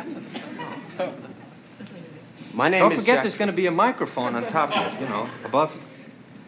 My name is Don't Jack. look at the microphone. Look at the camera. My name is Don't be Jack. so stiff. My name is... Listen up. Relax, buddy. Come on. Here we go.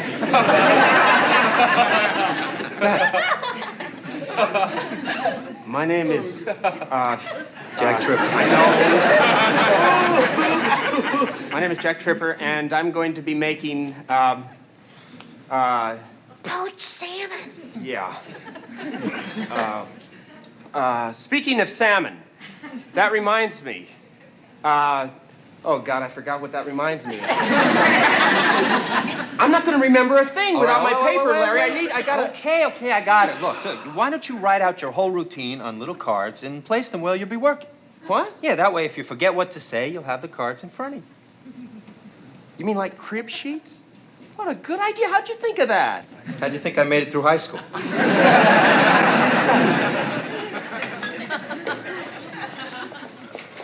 Okay, Terry, let's see. I'll be preparing the salmon right here, so I'll just tape this card to the sugar shaker. Good idea. Okay. Now, Janet, when I start to talk about how we serve the salmon at Angelino's, Right. you hand me the parsley. Serve the salmon, Angelinos. Okay. No one will know. Okay, I think that takes care of everything. Not everything. I still have my opening remarks. What am I gonna... Hey, how about your hat? Inside. It's a great idea. Really? See? Good morning. My name is Jack Tripper. And I'm going to be making poached salmon. This will be perfect. Tripper, my boy! Oh, Mr. Angelino. How are you feeling? Oh, fine. Thanks. I just hope I do all right. All right. Oh, right. You're going to be wonderful. Well. And why shouldn't you be? With your talent and my genius, I have all the confidence in the world in you. Well, appreciate that, sir. Do you have any last-minute advice for me? I do. What? Don't screw up. Don't forget the name. Angelinos. Hey, what's the matter? You ashamed of it? No, sir. Then let's hear it. Angelinos! That's more like it, son. We'll do fine. Let's see. Excuse me, you're on in 20 minutes. Better get to makeup. I hope they don't make me too good looking. You're not nervous, are you? Not now. This will be a piece of cake. Okay. Let's go to makeup. All right. It's that way.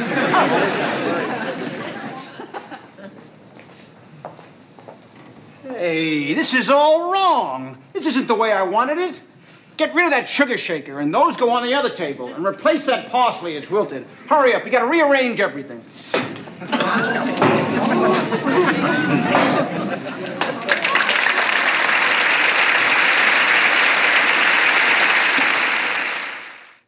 are happy to serve you. Angela, really are. Well, if you could mention the phone number while we're on the air, that would be really terrific.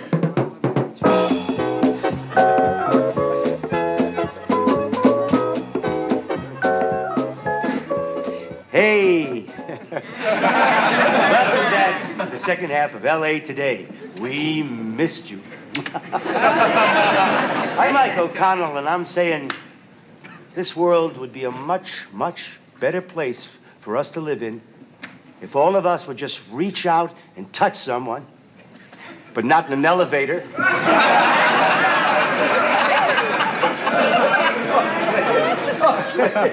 I'm sitting here with a great guy, a very near, very dear friend of mine, Mr. Angustino of Angustino's Restaurant. Angelinos.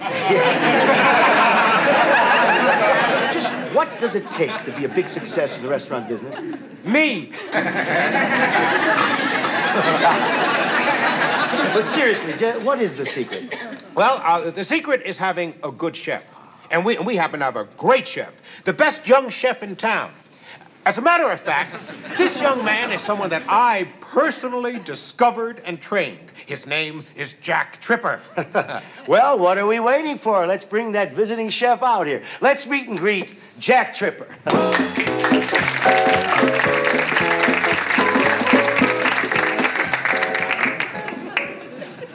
Good morning.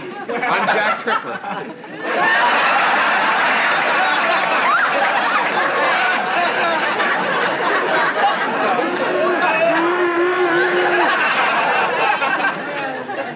That's using my head, isn't it? My name is Jack Tripper, and today I'll be making poached salmon in aspic. But before I begin, I would like you to meet my two beautiful assistants, Janet Wood and Terry Alden.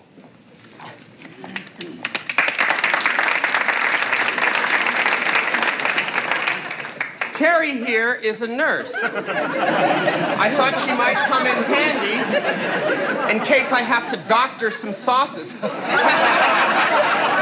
Doesn't she have a lovely smile?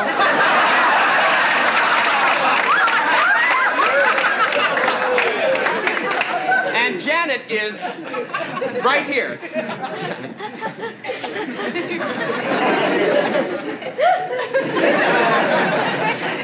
It's so rare to find an assistant these days who can be enjoyed as a main course or just a cold snack.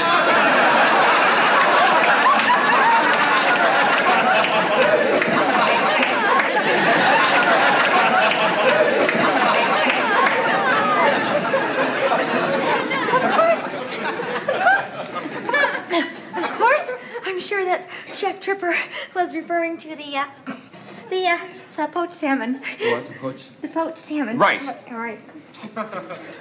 Is there any more majestic sight than your poached salmon? Maybe not. Its tender pink meat will melt in your mouth if you remember to poach it over a slow flame for no more than 2 hours. Oh, Chef Tripper. Wouldn't it get done faster if you cooked it over a higher heat? Yes, it would, Janet. Oh, But by cooking it at a low temperature, your salmon will be made in Taiwan.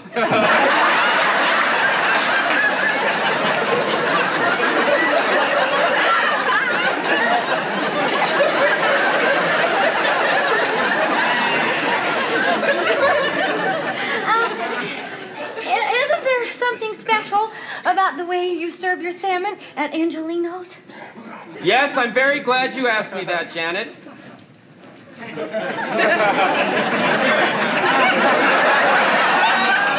Is our salmon special? Yes! Yes! Jack, perhaps this would be the time to show the people how to make the aspic. The aspic. The aspic. Right, yes. The aspic. That century-old gelatin. The 3 ingredients we will need are beef consommé, gelatin, and, of course, the cognac.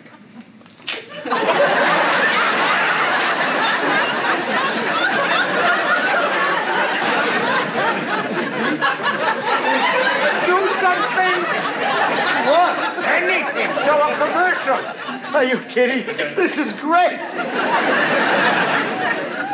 Chef Tripper, what are the measurements?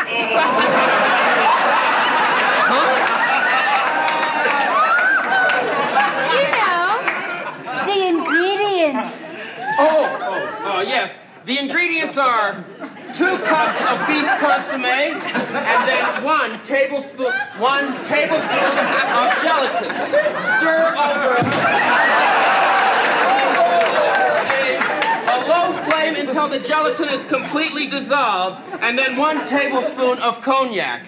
If you want to taste a really delicious poached salmon, take it from somebody who knows. This is a great aspic.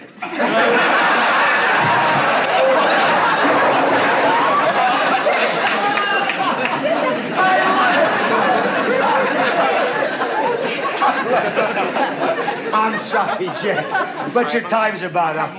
No, I'd love to let you finish, but I don't think your recipe would conform to the building code. We'll be back after this commercial. Excuse me. Ripper! What have you done to me? I'm ruined! Finished! Oh, and as for you... I'm fired. Congratulations! At least you got something right today.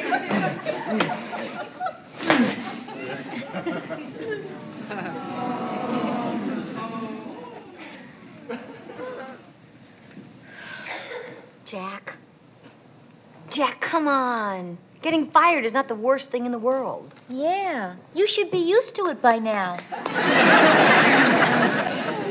I'll never get hired again, not after making such a fool of myself. Oh, Jack, don't be ridiculous. Look, nobody even saw you. Yeah, nobody watches a local show like that. Yeah, well, maybe you're right. Yeah, of course I'm right. Hi. Jack, you still in town? What? Boy, you got more guts than I have. I would have gone straight from that TV show to Tahiti. Cut it out, Larry. Nobody even saw Jack. What, are you kidding? The entire gang down at the Beagle saw it. Oh, no. How did they find out I was on? I told them. What did they say? Nothing. They were all too busy laughing. And that's not all. Oh, yes, it is. Terry, I loved your smile.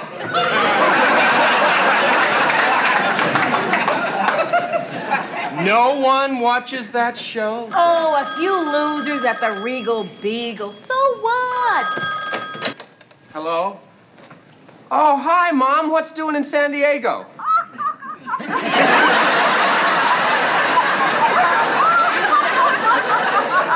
Mom, could you stop laughing?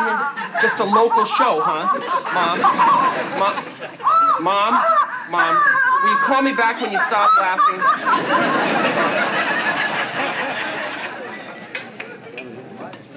Good night. Come again. Hello. No, I'm sorry, but we're all booked up for the rest of the week. Yes, it seemed quite a lot of people watched that show and loved the chef. Yeah. Tripper!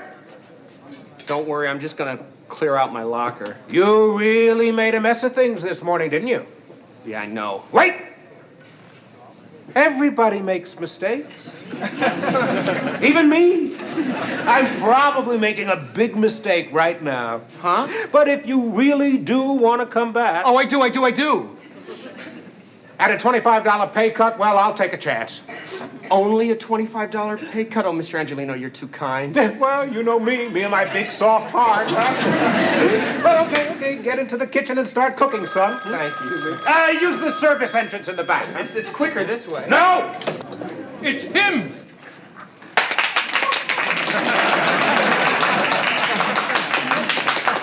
Mr. Tripper, I saw you on TV this morning. You were wonderful. Really? I drove all the way from Encino just hoping to meet you. You were so funny. Thank you very much. Excuse me 1 second. Jack, I forgot to mention, it seems a few people watched the show this morning. Mr. Angelino? Yes, Jack? We were discussing my $25 pay raise. Raise? I didn't say raise. Well, maybe I'll just go clear out my locker. Of course I said raise! I said a $25 raise! And every other weekend off. Forget it! You mean you don't want me to work here anymore? Of course I do. Why else would I give you every other weekend off? I'm going to get you for this one, Tripper. It's great to be back. Thank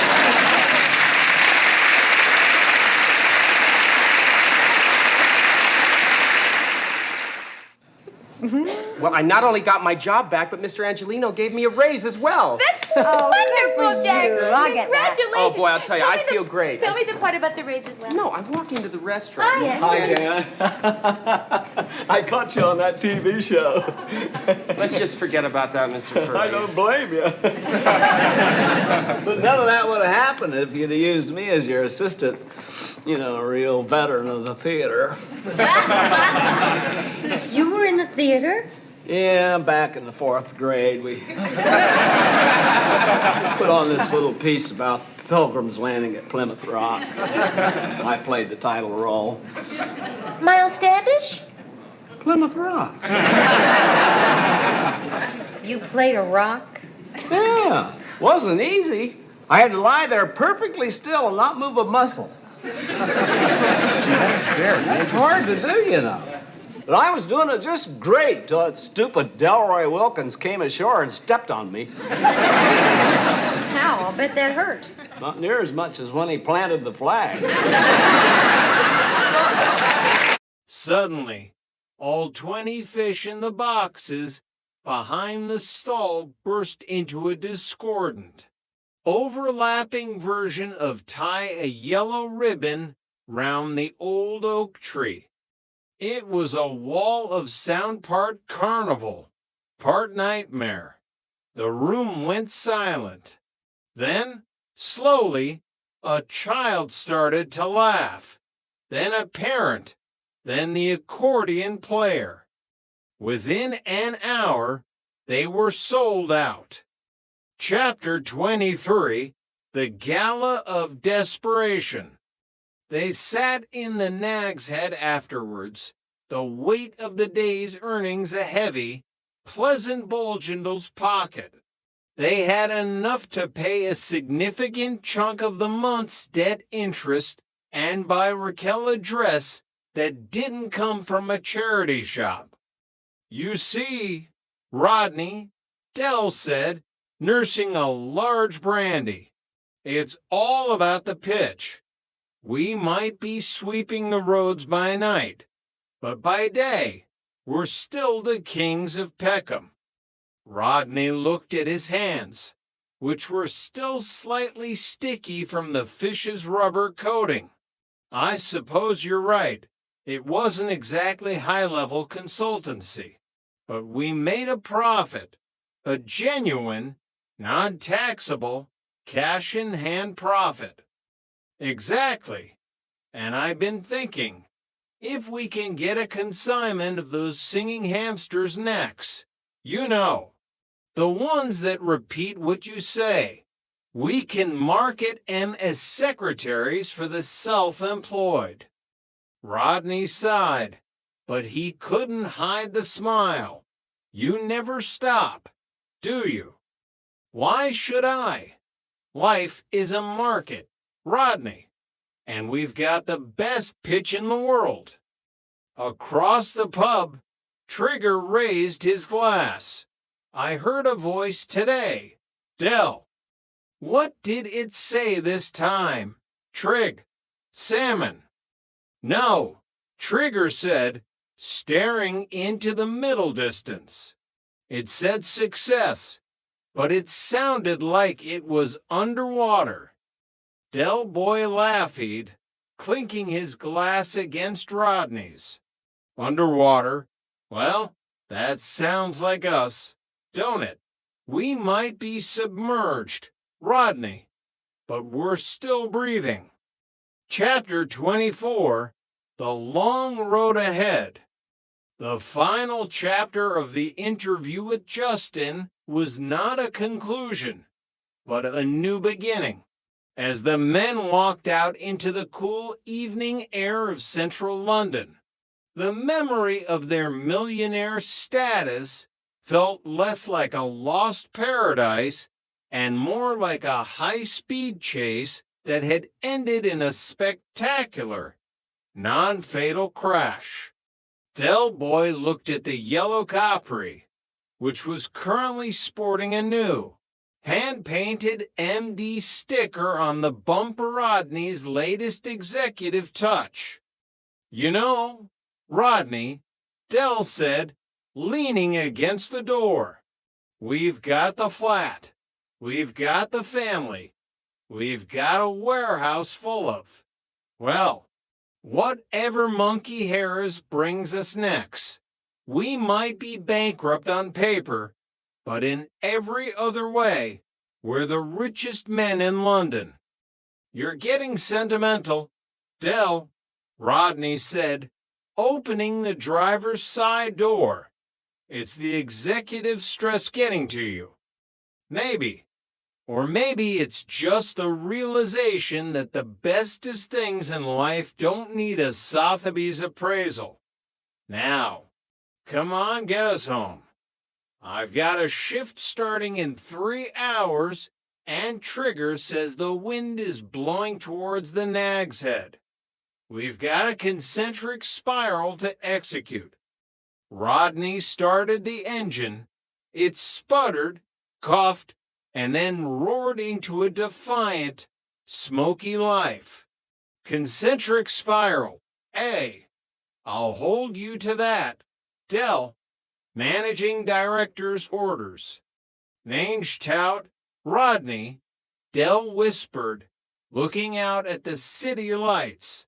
"Mange tout." And as they drove off into the night, the neon sign of the Nag's Head flickered in the distance, a small, steady light in the heart of Peckham, waiting for the return of the men who never knew when to stay down. Chapter 25, The Bailiff's Shadow. The morning sun, usually a welcome sight, brought only a sense of impending doom to Nelson Mandela House. Del Boy sat at the kitchen table, nursing a cup of tea that had gone cold 20 minutes ago. In his hand was a letter that seemed to vibrate with bureaucratic malice. "It's from a firm called Henderson and Grubb," Del whispered as Rodney entered the room, rubbing sleep from his eyes. "Bailiffs, Rodney. Specialized in debt recovery and property liquidation." Rodney's executive calm, which he had been cultivating with the help of a self-help book titled The Zen of Middle Management, instantly evaporated. "Bailiffs, Del, we've been paying the interest. I showed you the spreadsheet." I know.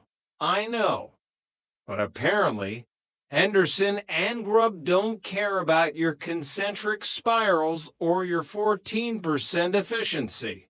They want a lump sum, 7,000 pounds by Friday, or they come in and start taking the furniture. Rodney looked at the room. The furniture? Dell, the only thing in here worth more than a tenner is the bottle of cognac you're hiding in the back of the cupboard. It's an investment, Rodney, for a rainy day, and it's currently pouring. The tension was broken by the familiar, high-pitched whir of the intercom.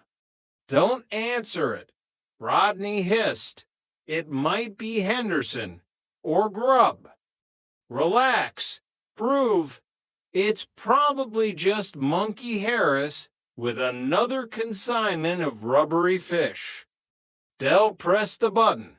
"Yeah, who is it?" "It's Trigger. Dell, I found something in the skip outside the community center. I think it's a sign." Chapter 26, The Skip of Signs. The skip in question was a rusted, overfilled metal beast that looked like it had been sitting behind the community center since the coronation. Trigger stood next to it, holding a dusty, leather-bound briefcase. "I found it near the bottom, Dell," Trigger said, handing the case over. The voices said it was important. They kept saying the key. Del Boy opened the case. Inside was a collection of old, yellowed maps and a set of keys that looked like they belonged to a medieval castle.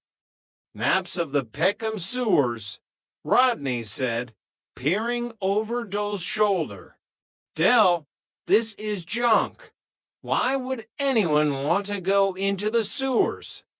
"Because, Rodney," Dell said, his eyes widening as he unfolded a particularly large map. "Look at the dates. These are from the 1920s. And look at this mark, the vault, right under the old Peckham Savings Bank." "The old bank, the one that burned down in the 30s? "Exactly. They say the fire destroyed everything, but look at the location of the vault. It's built right into the bedrock of the sewer line, if the fire stayed above ground. Well, bonjour, Rodney. We're not looking at junk. We're looking at a treasure map." Rodney looked skeptical. "Dell, if there was a vault full of money under Peckham, someone would have found it by now. Not if they didn't have the key, Rodney, and not if they didn't have the courage of a trotter." Chapter 27, The Reunion. The plan to explore the Peckham sewers was put on hold by an even more terrifying prospect, Del Boy's school reunion. It had been 25 years since the class of '79 had graduated from the local comprehensive, and the invitation had arrived like a challenge. "I'm not going, Rodney," Del said as he tried on his shimmering suit for the third time. "I'm bankrupt. I'm a road sweeper. Everyone else is probably a millionaire with their own helicopter. You have to go, Del. It's about prestige. Managing director's orders. We'll tell them you're a strategic waste management consultant. And what about you? What are you going to be?" "I'm your chief financial officer. We're currently between portfolios." The reunion was held at a local hotel that tried hard to look expensive, but succeeded only in looking beige. Del Boy walked in, and held high, gold jewelry jingling with every step. Derek Trotter. A voice boomed from across the room. It was Roy Slater, Dill's old rival. Slater was dressed in a suit that cost more than the Capri, and he was surrounded by a circle of adoring former classmates. Slater, Dell said, his voice level, "I see you're still trying to be the center of attention.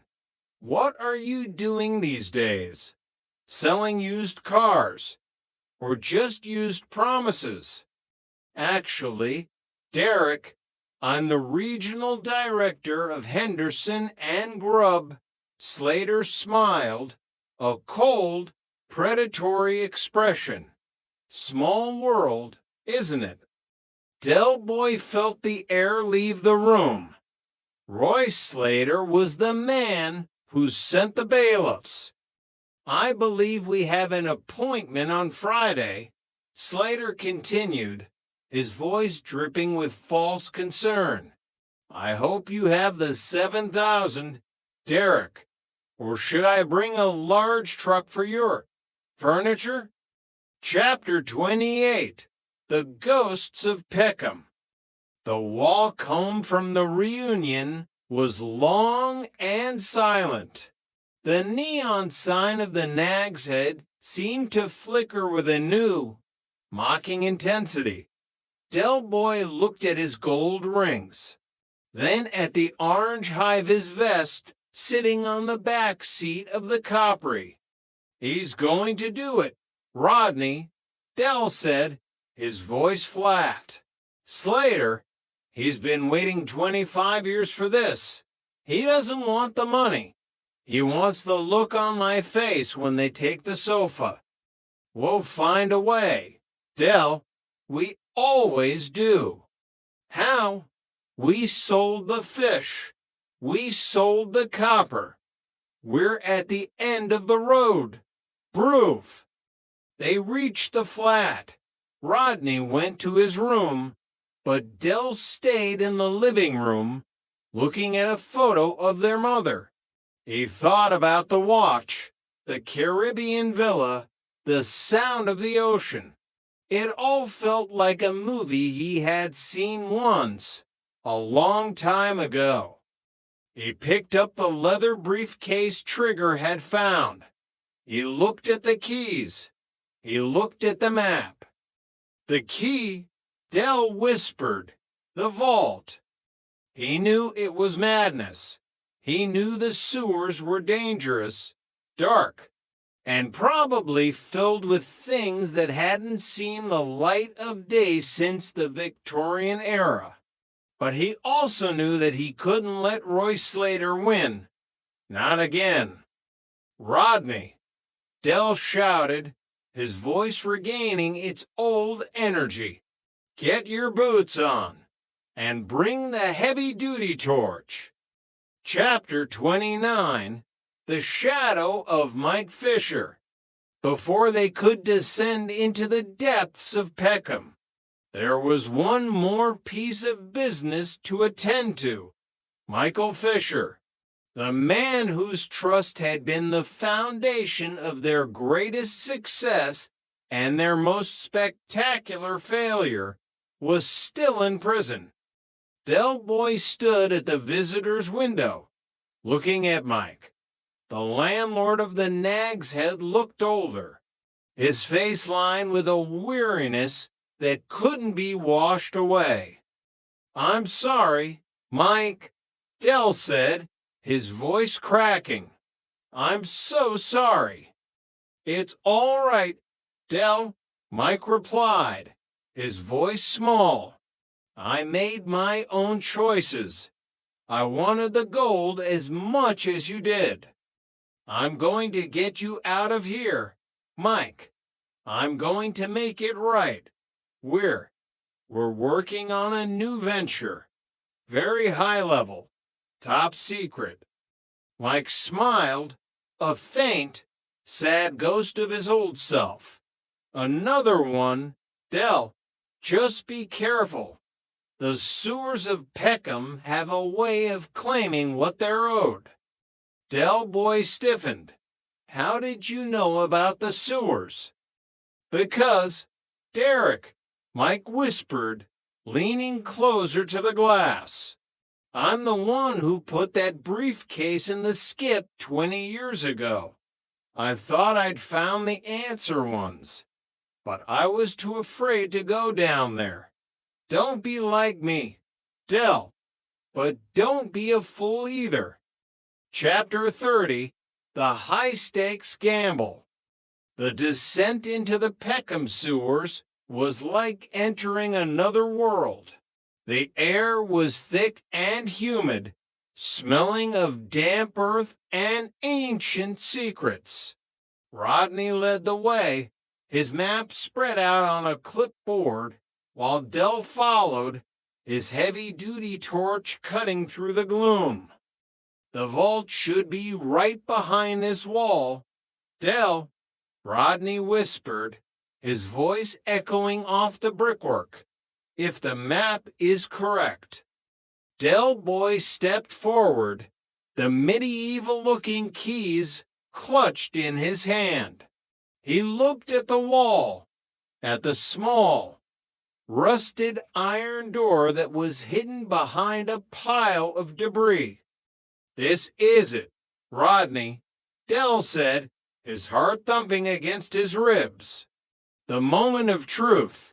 Either we're about to become millionaires again, or we're about to find out that Trigger's voices are actually just a very dedicated prankster. He inserted the key.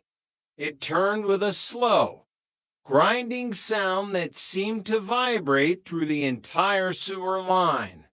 The door creaked open, revealing a small, stone-walled chamber. In the center of the room, sitting on a wooden pedestal that had somehow survived the decades, was a single, dusty wooden box. Del Boy walked over to it. He lifted the lid. Inside was a collection of documents, sold bank ledgers, land deeds, and a single, sealed envelope addressed to the discoverer. It's not gold, Del, Rodney said, his voice filled with a crushing disappointment. It's just paperwork. Del Boy picked up the envelope. He opened it and began to read. His face went through a series of expression shock, disbelief, and then a slow, spreading realization. It's better than gold, Rodney, Del whispered, a new light in his eyes. Look at the land deeds. These are for the ground Nelson Mandela House was built on. The Peckham Savings Bank didn't just store money, they own the land. So, the council owns the estate now. No, Rodney, read the fine print. The deed states that the land is to be held in trust for the future generations of Peckham, with a clause that states if the bank ever ceases to exist, the ownership reverts to the heirs of the trust. And who are the heirs? Del Boy looked at Rodney, then back at the documents. We are. Rodney, our grandfather was one of the founding trustees. He never told us because he thought the bank would last forever. But now we don't just live in Nelson Mandela House. We own it. Chapter 31, The Final Stand. Friday morning arrived with the relentless sound of a heavy truck pulling up outside the estate. Roy Slater stepped out, followed by a team of men in dark uniforms. Henderson and Grubb had arrived. Morning, Derek. Slater smiled as he walked up the stairs. I trust you have the 7,000 pounds. Or should I start with the sofa? Del Boy walked out onto the balcony, looking down at Slater. He was dressed in his shimmering suit, but this time the sparkles seemed to reflect a genuine, unshakable confidence. I don't have the 7,000, Roy, Del said, his voice calm and clear. But I do have something better, a legal notice of eviction. Slater laughed. Eviction? For me? Derek, I'm the regional director of Henderson and Grubb. You can't evict me. I can when I'm the owner of the building. Roy, Del said, holding up the land deeds. I've spent the last 48 hours with a very expensive lawyer who, by the way, is a fan of Ravel. And it turns out that Nelson Mandela House is private property. Your firm has no jurisdiction here. Slater's smile vanished. He grabbed the documents from Bill's hand, his eyes darting across the pages. This is impossible, Slater hissed. This is a council estate. Not anymore, Roy. It's a Trotter estate. And as the owner, I'm afraid I have to ask you to leave. Your presence is, well, it's bad for the prestige of the building. The crowd that had gathered Trigger, Denzel, Sid, even Boyke erupted into cheers. Roy Slater looked around, his face turning a shade of purple that matched his tie. He turned and walked back to the truck, his men following close behind. This isn't over, Trotter, Slater shouted as the truck roared to life. I'll find a way. I always do. Mange tout, Roy, Del Boy shouted back, waving a hand. Mange tout. Chapter 32, The New Dawn. The celebration at the Nag's Head was the stuff of legend. Del Boy bought a round for everyone, including Mike Fisher, who had been granted an early release thanks to the new evidence found in the vault, which conveniently included a document exonerating him from the brewery fraud.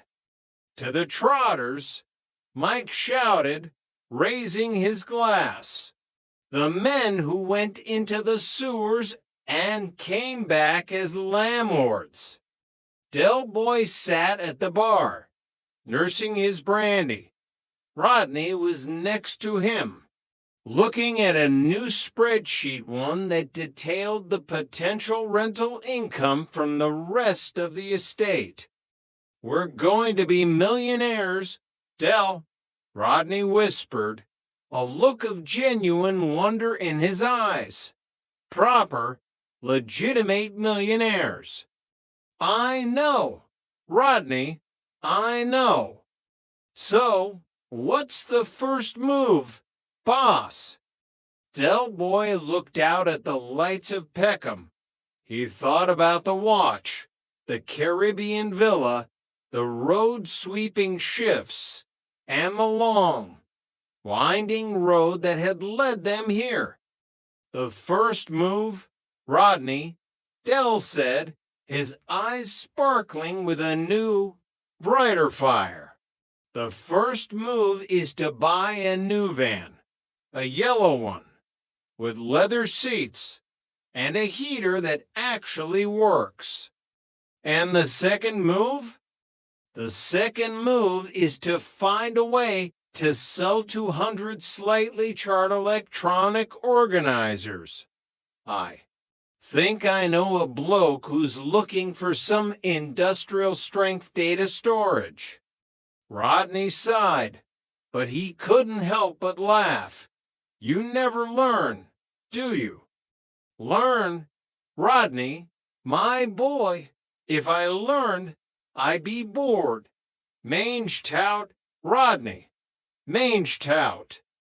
And as the neon sign of the Nag's Head flickered in the night, a small, steady light in the heart of the Trotter estate, the story of Derek and Rodney Trotter began its greatest chapter yet.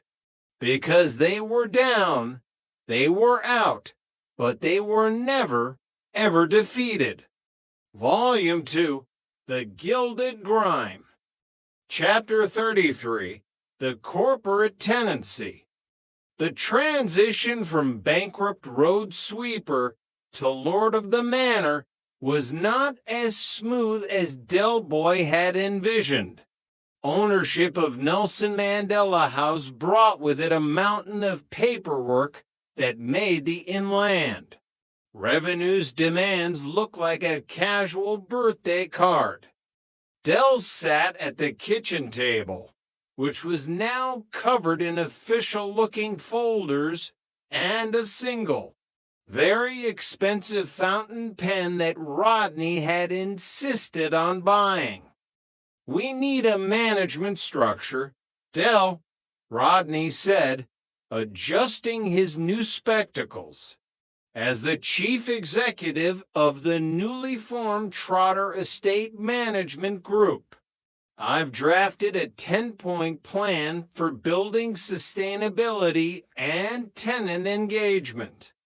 Del looked at him over the rim of his brandy glass. Sustainability? Rodney, I'm the landlord. My plan is simple. They pay the rent, and I don't evict them. It's been the foundation of British society since the Magna Carta. It's not that simple anymore. We have to deal with maintenance, safety regulations, and communal harmony. I've proposed a digital rent collection portal. A what? Rodney, half the people in this building think a portal is something you see in a Doctor Who episode. They want to pay in brown envelopes, and I'm more than happy to receive them. Brown envelopes are untraceable. Del, it's an accounting nightmare. We need transparency. Transparency? Rodney, transparency is for windows. In business, you want a bit of a fog.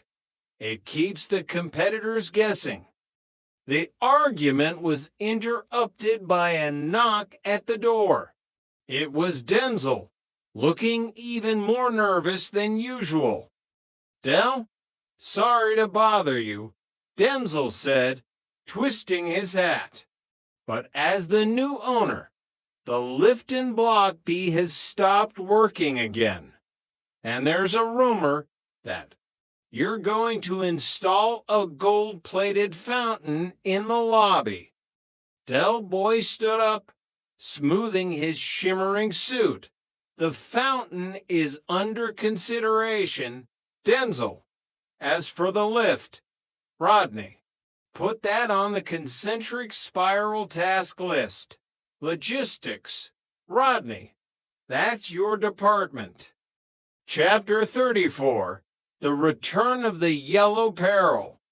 The centerpiece of the Trotters' new life was, of course, the van.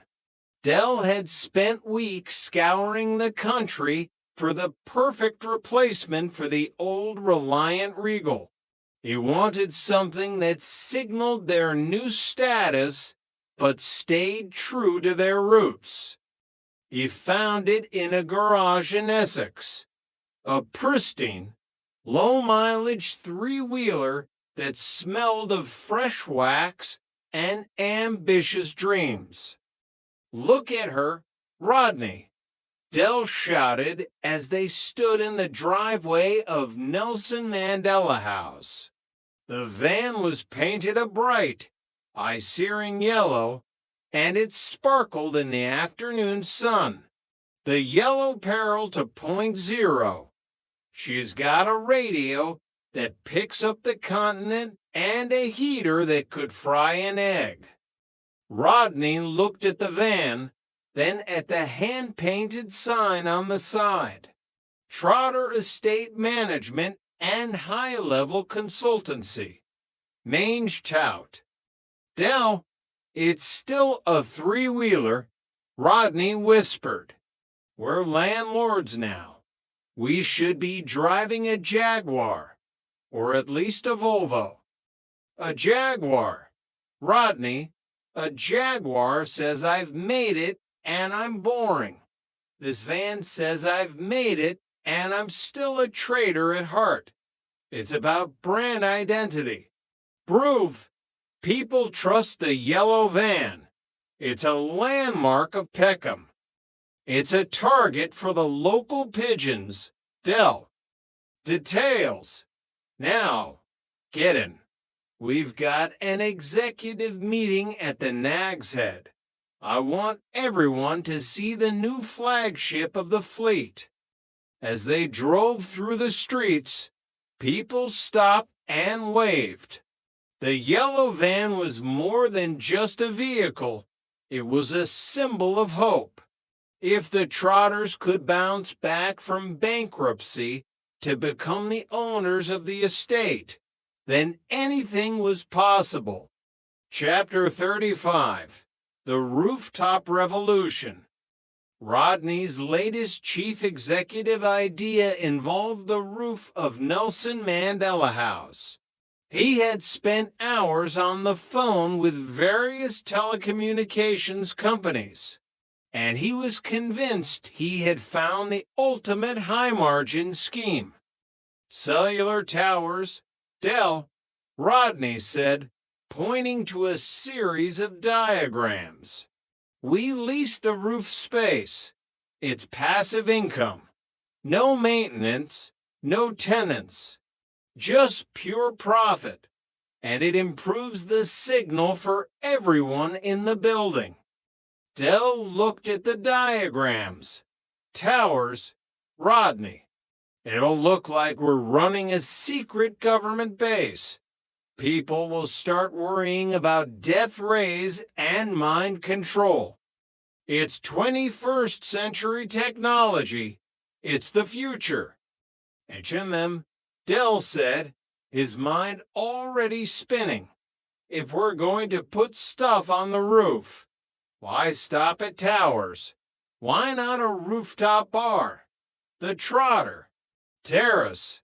We'll sell M cocktails with little umbrellas and charge M for the view of the gasworks. We can't have a bar on the roof. Dell. Safety regulations. Health and safety. Rodney, I own the building. I am the safety regulation. We'll get Sid to run it. He's already got the license and the scowl. The debate continued late into the night. It was the classic Trotter dynamic. Rodney dreaming of corporate legitimacy and digital portals, and Dell looking for the quickest way to turn a puck a profit. Chapter 36, Mange Tout, Revisited. The sun began to set over Peckham, casting long, golden shadows across the Trotter estate. Del Boy sat on the balcony of his flat, a glass of cognac in his hand and a look of deep satisfaction on his face. Raquel walked out and stood next to him. You did it, Derek. You really did it. We did it, sweetheart, the whole family. Inside, they could hear Rodney and Cassandra arguing about the merits of socially responsible property management versus buying a bigger TV. Damien was in his room, probably listening to gangster rap and planning his own empire. Dell looked out at the estate. He saw the yellow van parked below, a bright spot of color in the darkening evening. He saw the lights of the Nag's Head flickering to life. You know, Raquel, Dell said, his voice soft, I used to think that being a millionaire was about the money, the cars, the watches, the villas in Barbados. But it ain't. No, it's about the freedom. The freedom to walk through your own front door and know that no one can tell you to move. The freedom to know that your brother's an idiot, but he's your idiot. And the freedom to know that this time next year, well, we really might be millionaires. Again, he raised his glass to the horizon. Mange tout, Raquel, mange tout. And as the night settled over Peckham, the story of the Trotters reached a quiet, golden crescendo. They had been to the top. They had hit the bottom. And they had found their way back to the only place that ever truly mattered. Because in the end, they weren't just traders or landlords. They were trotters. And the world was their market. Chapter 37, The Tenants' Council.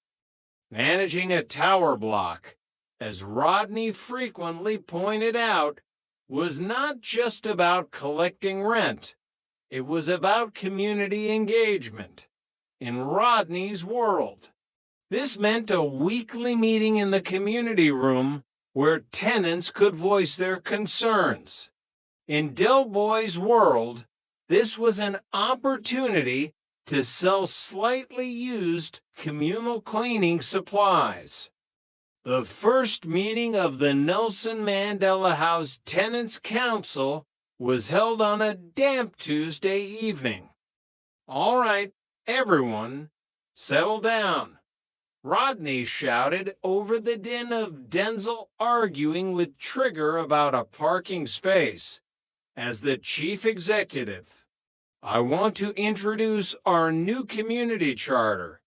It guarantees prompt repairs and a fair grievance procedure. Del Boy leaned against the back wall, holding a stack of leaflets. And for those of you worried about the hygiene of the common areas, I've got a special offer on Promax Industrial Bleach. It's so strong, it'll strip the paint off the walls literally. Only 5 quid a gallon. Del, we're supposed to be landlords, not salesmen. Rodney hissed. I'm both, Rodney. I'm a hybrid. It's the modern way. Denzel stood up, looking weary. Del, about the repairs. My kitchen tap has been dripping since the Silver Jubilee. And now that you own the place, I was hoping. Drip, Denzel, my son, that's not a leak. That's a water feature. It's therapeutic. People pay hundreds for a rainforest experience in the West End. You're getting it for free. It's flooding my lino. Del. Rodney sighed, making a note on his clipboard. We'll fix it, Denzel, by Friday. Chapter 38, The Maintenance Menace. The problem with fixing Denzel's tap was that professional plumbers cost money, real money, with VAT and call-out charges. Del Boy, ever the logistics expert, decided there was a more cost-effective solution. Trigger, Del said, leaning over the bar at the Nag's Head. You used to do a bit of plumbing, didn't you? During the war? No, Del. I was in the sweeping division. Close enough. Pipes, brooms, it's all about the flow. I've got a little job for you at Denzel's. Simple tap change. I'll give you a tenner and a pack of duty-free cigars. Cigars? I don't smoke. Dell, give 'em to your pigeons. They'll love 'em. Just get down there and fix it. 2 hours later, Dell's mobile phone screamed. It was a very wet, very angry Denzel. Dell, Trigger's turned me kitchen into a swimming pool. He's unscrewed the main pipe and now he's trying to plug it with a loaf of bread. Dell winced. Bread. Is it wholemeal? Because that expands better. Denzel. Dell, get down here. Dell and Rodney rushed to Block B. They found Trigger standing in 6 inches of water, looking thoughtful. I think I've found the problem. Dell, Trigger said, holding a soggy crust. The water's coming from the inside of the pipe. It's a design flaw. Rodney looked at the ceiling, where water was now dripping into the flat below. Dell, we're going to be sued. Legally, we are responsible for this. Sued? By who? The neighbors. I own their flats, too. I'll give him a rent rebate and a free singing fish. Problem solved. Chapter 39, The Corporate Retreat. To de-stress from the plumbing disaster, Rodney proposed a corporate retreat. He envisioned a weekend in the Cotswolds with team-building exercises and strategic planning. Del Boy envisioned a night at the Nag's Head with an open tab and a karaoke machine.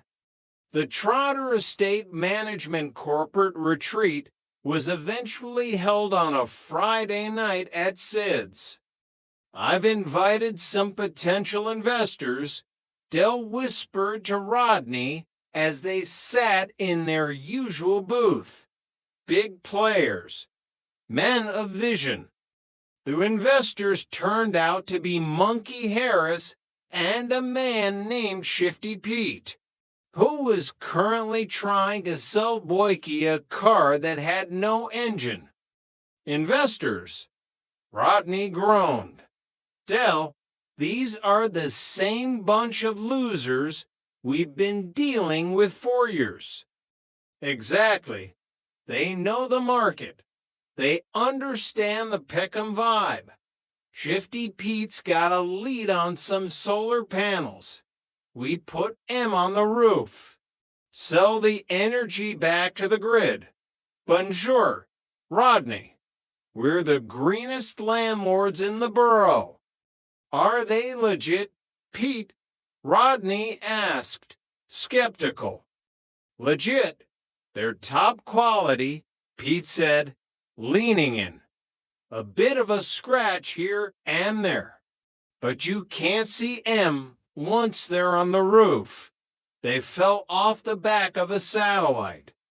A satellite? Rodney's jaw dropped. Details. Del shouted. Sid, another round for the board of directors. Chapter 40, The Cloud of Litigation. The honeymoon period of property ownership was officially over when a legal courier arrived at the flat with a thick, blue envelope. It wasn't from the bailiffs this time. It was from the Peckham Heritage Society. Peckham Heritage. Del frowned, reading the cover letter.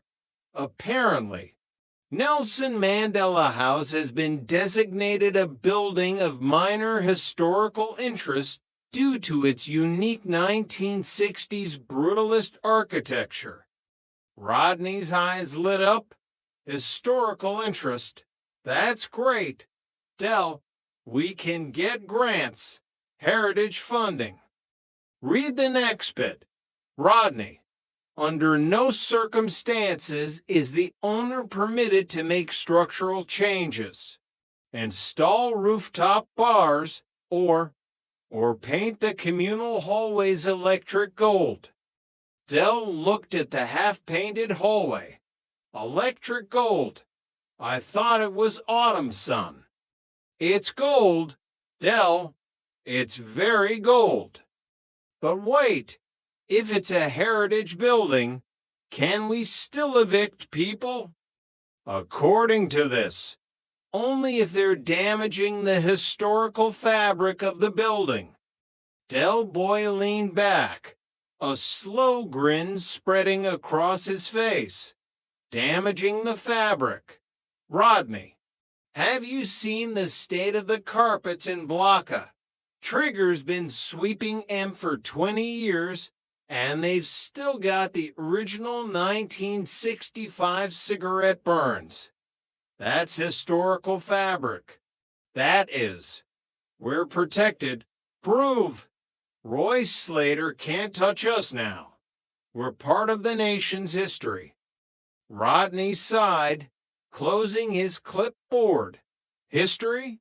Dell, we're just a three-wheeled van in a world of Ferraris.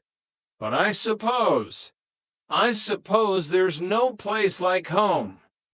Exactly, Rodney. Exactly. Now, get your coat. I've heard there's a skip outside the museum that's full of historical floorboards. Logistics, Rodney. Logistics. Chapter 41, The Heritage Hustle. The realization that Nelson Mandela House was now a protected historical monument acted on Del Boy like a double shot of caffeine. If he couldn't turn the roof into a bar, he would turn the entire building into an immersive experience.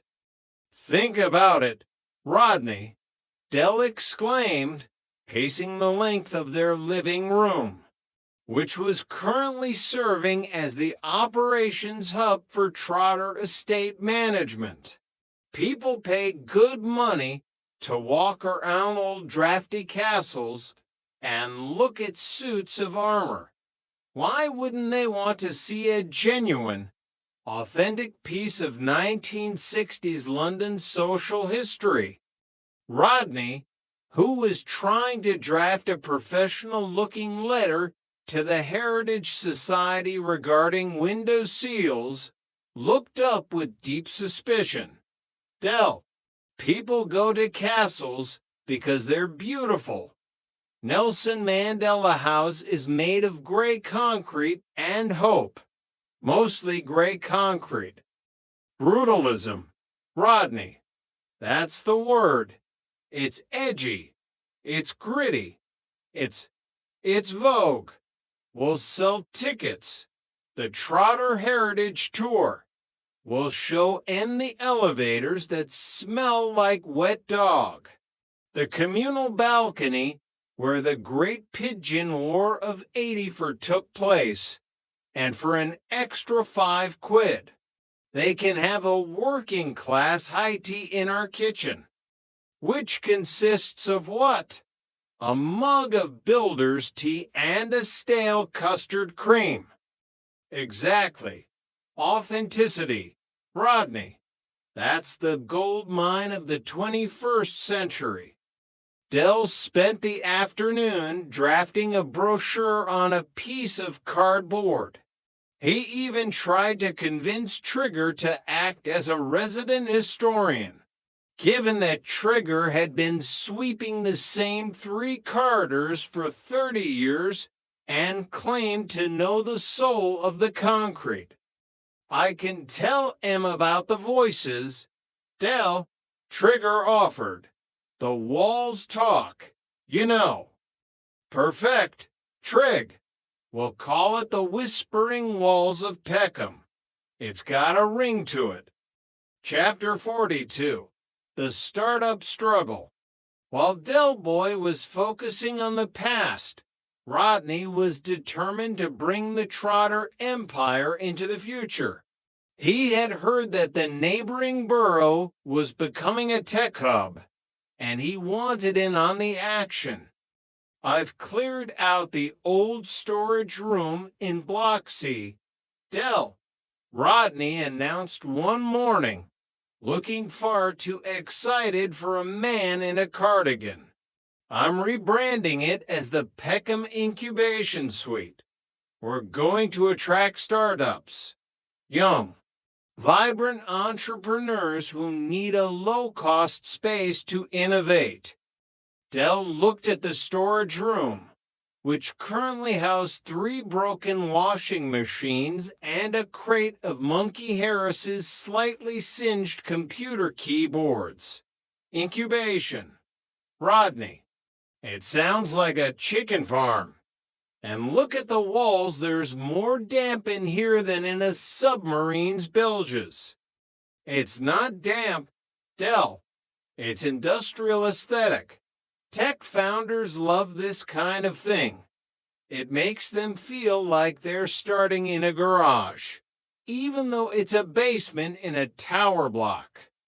Rodney's first incubator tenant was a young man named Sib, who claimed to be developing an app that could predict the likelihood of a bus arriving based on the movement of local pigeons. He's a genius, Dell, Rodney whispered as they watched Sib tap frantically on a laptop balanced on a stack of bricks. He's a loony, Rodney. He's tracking birds. It's big data, Dell. Sub's paying us 50 quid a week in innovation credits. Innovation credits? Can I spend M in the nag's head? Well, not yet. But when his app goes public, we'll own 5% of the pigeon tracking industry. Del Boy sighed, shaking his head. Trotter's independent traders. We've gone from marine chronometers to pigeon apps. Chackany Sun Goat, Rodney. Chackany Sun Goat. Chapter 43, A Royal Rumor. The piece of the heritage-listed Nelson Mandela House was shattered by a rumor that spread through the estate faster than a leak in the main water pipe. Word on the street specifically from Sid at the cafe, who heard it from a bloke who delivers milk to the palace, was that a member of the royal family was planning a community outreach visit to Peckham's most famous brutalist landmark. Del Boy nearly choked on his cigar. A royal visit, here, to our estate. It's just a rumor, Del, Rodney cautioned, though his hands were trembling as he adjusted his tie. But the Heritage Society did mention that the Duke is a fan of 60s architecture. A fan. He'll be a fan of me once I've shown him around. Rodney. This is it, the ultimate validation. Derek Trotter, MBE. It's got a lovely ring to it, don't it? Dell immediately went into diplomatic overdrive. He ordered a case of the good cognac, the stuff with the gold label that wasn't actually peeling off. And he spent 3 days trying to teach Damien how to bow without falling over. We need a red carpet, Rodney, and a brass band. See if Denzel can find a trumpet in his van. Denzel has a van full of frozen chickens. Del, not musical instruments. Then he can use the chickens. Just make it look festive. As the day of the potential visit approached, the estate was scrubbed cleaner than it had been since the grand opening in 1964. Trigger wore a clean vest. Sid actually wiped the tables. and Del Boy stood on the balcony with a pair of binoculars, scanning the horizon for a motorcade. Is that them, Rodney? Is that a limousine? That's a funeral hearse. Del, it's going to the cemetery. Oh, right. Well, it looked very dignified. The royal visit never materialized. It turned out the member of the royal family was actually a minor distant cousin who was visiting a dentist in Lewisham and got lost, but the preparation had a strange effect. The residents of Nelson Mandela House felt a sense of pride they hadn't felt in years. They weren't just living in a tower block. They were living in a palace of the people. Chapter 44, The Great Peckham Gala. To celebrate their newfound status and to use up the extra cognac, Del Boy organized the first annual Nelson Mandela House Heritage Gala. It was held in the courtyard, with a bunting made of Rodney's old business reports and music provided by a jukebox that only played the best of Ravel. Everyone was there. Boyke, looking slightly less smug since he realized Del actually owned the land, Marlene, who had dressed up in a gown that looked suspiciously like a set of curtains, and Trigger, who was telling everyone that the Queen had personally asked him to keep the hallways clear. To the trotters, Mike Fisher shouted, raising a plastic cup of punch. The men who prove that you can't keep a good Cockney down. Del Boy stood at the head of the table, looking at the faces of his friends and family. He saw Rodney and Cassandra laughing. He saw Raquel looking at him with love and a little bit of I can't believe we're here exhaustion. He thought back to that afternoon in the sharp-suited office with Justin. The biographer had wanted to know the raison d'etre of the trotters. Del looked around at the concrete walls, the flickering neon, and the warm, chaotic energy of the gala. You know, Rodney, Del whispered, leaning in close to his brother. Justin asked me what our reason for being was. Rodney looked at him, surprised. And what did you tell him? Del, I didn't tell him nothing. I just showed him the watch. The watch. Yeah, the marine chronometer. Because it didn't matter that we lost the money. Rodney, what mattered was that for one glorious moment, the whole world knew the name Trotter. And look at us now, we've got the name. We've got the estate. And we've got the yellow van. Rodney smiled, a genuine, executive-grade smile. And we've got Sub's pigeon app. Oh, shut up, you plonker. Del laughed, throwing an arm around Rodney's shoulder. As the sun set over the gasworks, casting a purple glow over the Trotter estate, the party continued long into the night. There were deals to be made, pipes to be fixed, and dreams to be dreamt. Because in the heart of Peckham, the hustle never ends. It just gets a better title. The End of Volume 2. The Peckham Phoenix, A Trotter Chronicles. Chapter 1, The Golden Mirage. The sun over the Caribbean didn't just shine, it boasted.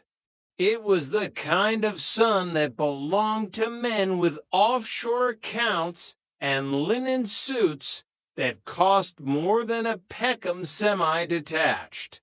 For Derek Del Boy Trotter, the transition from the damp, gray concrete of Nelson Mandela House to the shimmering turquoise waters of the tropics had felt less like a stroke of luck and more like a correction of a cosmic error.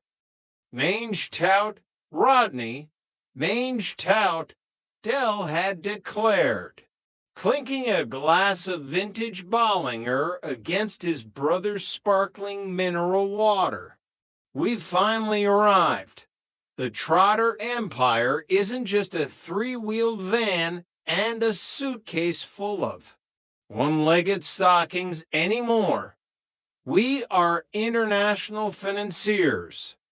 Rodney, ever the skeptic even in paradise, had adjusted his designer sunglasses. I still don't like it. Del, the Central American market. It sounds volatile. My GCE in art doesn't exactly cover emerging economies. But even I know that what goes up must come down.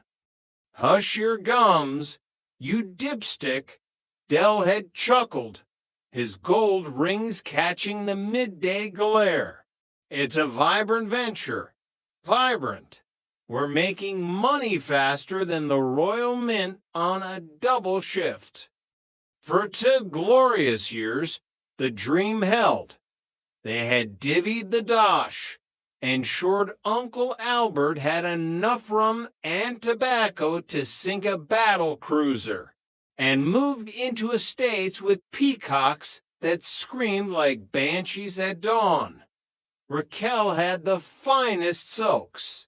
Cassandra had the security of a husband who was a managing director of something that actually existed on paper. Even young Damien was growing up in a world where hooky was just something you did with a fishing rod on your private lake. But the tides of the sea are indifferent to the ambitions of a Peckham trader.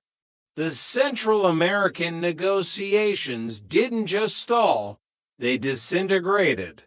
In the time it took for a single digital pulse to cross the Atlantic, the Trotter millions evaporated into a cloud of fiscal smoke. The fall was vertical.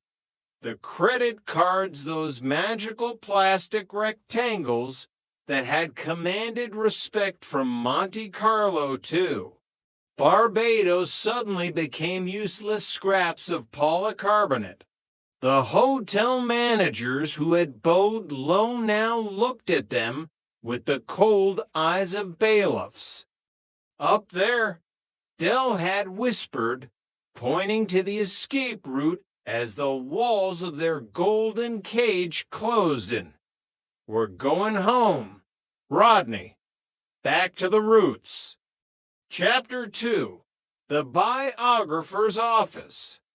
I'll fetch the suitcase from the van, Rodney muttered, though there was no van in the immediate vicinity of the plush London office. The phrase was a reflex, a mantra of the old life that was rapidly becoming the only life again. They were sitting in the office of Justin, a man whose glasses cost more than those current net worth.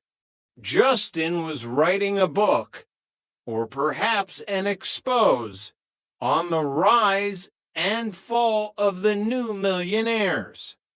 I'm a bit nervous, that's all, Rodney whispered to Del as they waited. I mean, this bloke, he's not going to be asking me anything about my private life, is he? About, you know, Cassandra and me. Del adjusted his tie aloud. Silk number that screamed pre-owned. Of course he ain't. We're businessmen. Rodney, professional icons. He's not interested in your little hiccups in the bedroom department. Rodney stiffened. I told you that in confidence, Dell, one or two minor issues due to stress. All right, all right. I'm not going to be telling him about your jiffins or whatever they are. Keep your hair on. The door opened and Justin stepped in, smelling of expensive cologne and condescension. Gentlemen, sorry to keep you. It's been a busy morning. I have the basic data on your business career, but I want the soul, the raison d'etre. Dell leaned forward, his face shifting into the executive smirk he had practiced in the mirror of the Peckham flat. Oh, yes, laboratory, Garney, as the French say. Well, Justin, where shall I start? We were ordinary people, weren't we, Rodney? Simple folk with extraordinary vision. Right, Rodney added, trying to look intellectual. Visionaries. Dell took a deep breath, weaving a tapestry of lies and half-truths. He spoke of the priceless artifact, the Harrison watch that had sparked their fortune. He spoke of their generosity to charity, omitting the fact that much of it was tax-deductible or accidental. He painted a picture of a family odyssey, a nomadic tribe of entrepreneurs who took their loved ones everywhere. But Justin was a sharp man, and the crash, the collapse of the Central American venture, Dole's smile didn't flicker, but his eyes dimmed for a microsecond. A technicality. A temporary realignment of assets. We're in a financial wilderness at the moment, but the Peckham Phoenix always rises from the ashes. Chapter 3, The Ghost of the Baltic. The journey back to reality involved a detour through the legal system. Their old friend Mike Fisher, the landlord of the Nag's Head, had tried to follow in their footsteps and ended up in a much smaller room with iron bars. Outside the courtroom, the old gang was gathered a motley crew of character witnesses who looked more like a lineup for a petty theft reconstruction. Denzel was pacing, his anxiety vibrating through his shoes. I've never been a character witness before. Albert, Denzel moaned to the elderly mariner. I'm worried. Dill's made a mistake having us here. We look like the Manson family's less successful cousins. Uncle Albert, his beard white and his memories clouded by the fog of 1,000 during the war stories, nodded sagely. Just tell the truth, Denzel. That's what I always did at sea. Trigger, leaning against a pillar with the vacant expression of a man who had seen the edge of the universe and found it uninteresting, chimed in. I'm going to tell them I hear voices. No, Trig, Denzel snapped. You're not on trial. You're helping Dell. I know, Trigger replied simply, but I still hear voices. The trial was a disaster of noble intentions. Dell and Rodney tried to paint Mike Fisher as a victim of circumstance, but the prosecution had a funny way of calling creative accounting fraud. By the end of the day, Mike was heading back to the Nick, and the Trotters were heading back to Nelson Mandela House. Chapter 4, The Wrong Farewell. The news of Uncle Albert's passing had hit like a rogue wave. The old man, the anchor of their chaotic ship, was gone. The funeral was a somber affair, or at least it was supposed to be. Del, Rodney, Raquel, and Cassandra stood by the graveside in a leafy cemetery on the coast. "I feel bad," Del whispered, dabbing his eyes, "leaving him here while we were off globetrotting. We should have taken him to Barbados. We asked him, Del," Rodney reminded him gently. "He didn't have a passport. Hitler saw to that." They stood amongst a group of strangers. A woman named Marion thanked them for coming. A man named Roland, who claimed to be Albert's nephew, was being particularly vocal. "I'll tell you one thing," Roland sneered, looking at the Trotters. "I won't miss his bloody wartime sagas. He never stopped, did he? The Battle of the Baltic, the sinking of this, the bombing of that. Absolute cobblers. Those grief turned to white-hot Peckham rage. Now you listen here. Roland, those stories were part of our heritage. That man fought for your liberty. He was a hero. He was a pain in the arse," Roland retorted. Del stepped closer, his fists clenching. "Maybe you and I should go into the garden and have a detailed chat about respect." "Calm down, Del," Rodney hissed, pulling him back. It was then that Damien, ever the observant child, pointed at the headstone. "Dad, who's Bunny Warren?" Del paused, his eyes scanning the inscription. "William Bunny Warren, Ref, beloved father." The silence that followed was heavy with the realization that they had spent 45 minutes warning a total stranger and nearly getting into a fistfight with his grieving family. "We're at the wrong funeral," Rodney whispered, the horror dawning on him. "Right," Del said, clearing his throat and turning to the bewildered mourners. "Gentlemen, deepest sympathies. Wrong war, wrong relative. Carry on." They bolted for the gates, the ghost of Albert Trotter undoubtedly laughing his head off from whatever celestial galley he now occupied. Chapter 5.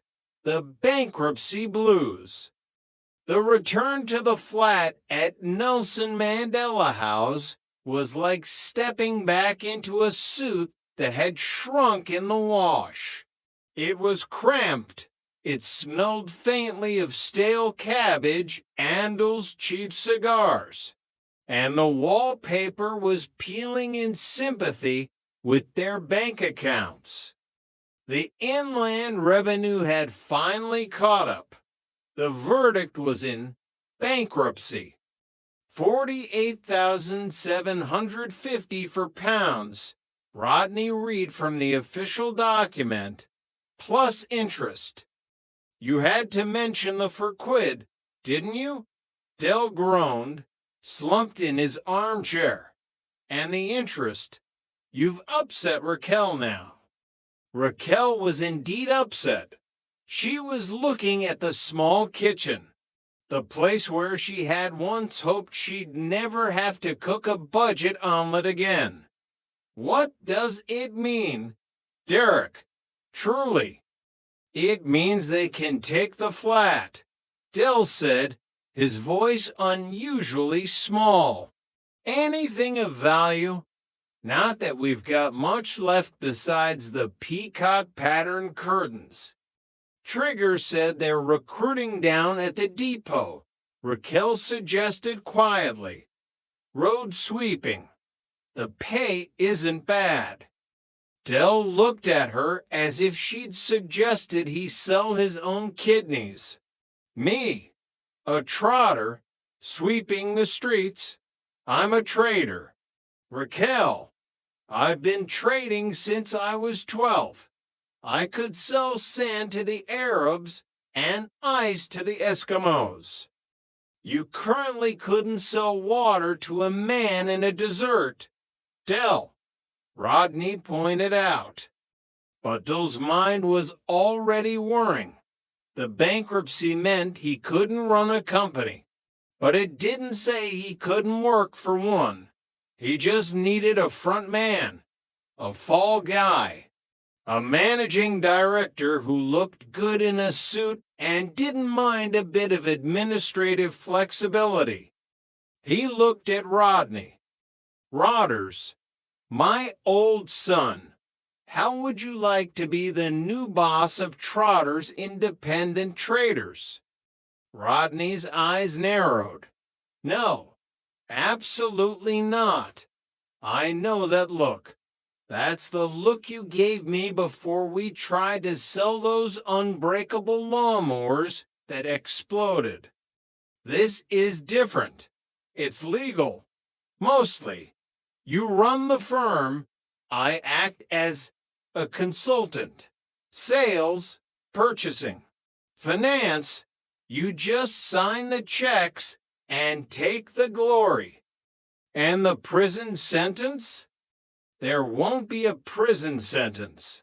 Trust me, this time next year. Don't say it, Dell. Don't you dare say it. Chapter 6, The Gold Rush. The weeks that followed were a blur of consultancy. Dell was back on the streets, trying to move stock that was slightly damaged or potentially authentic. But the debt loomed like a thundercloud. One evening, while watching the telly, a bright, garish show caught Dell's eye. Gold Rush, hosted by the floppy-haired and fast-talking Jonathan Ross. Look at this, Rodney, Dell said, pointing at the screen. 100 grand. For answering a few questions. I could do that. I'm a man of the world. I've got culture.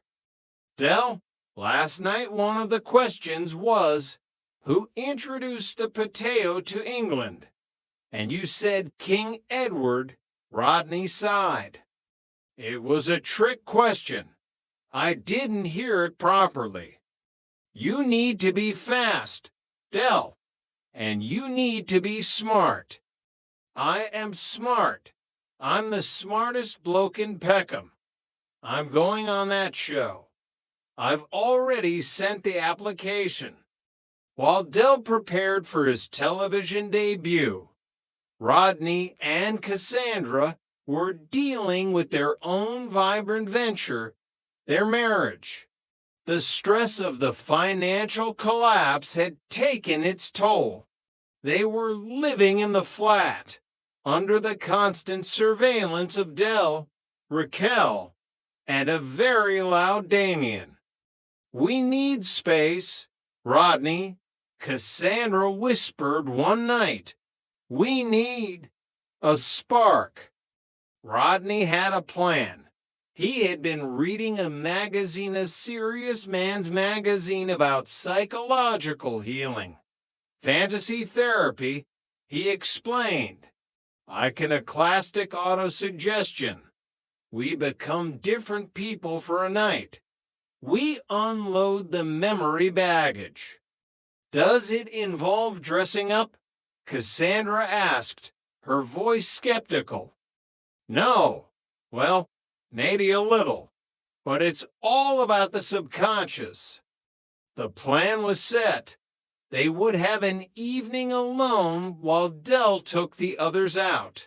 Rodney had chosen his persona, Russell Crowe from Gladiator. Cassandra had chosen hers, a policewoman from The Bill.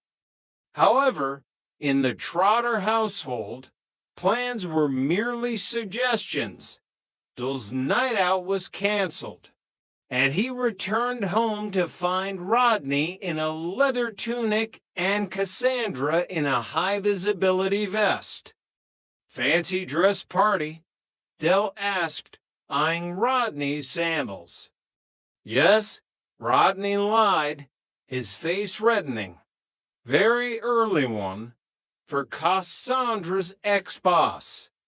Right. Well, you look lovely, Cassandra, very authoritative. And you, Rodney, you look like Spartacus with a digestive problem. Anyway, off you go. Borrow the Capri. Chapter 7, The Studio Lights. The night of gold rush arrived. The BBC studios were a hive of activity, smelling of floor wax and ambition. Dell was in the makeup chair, having his forehead buffed to a high shine.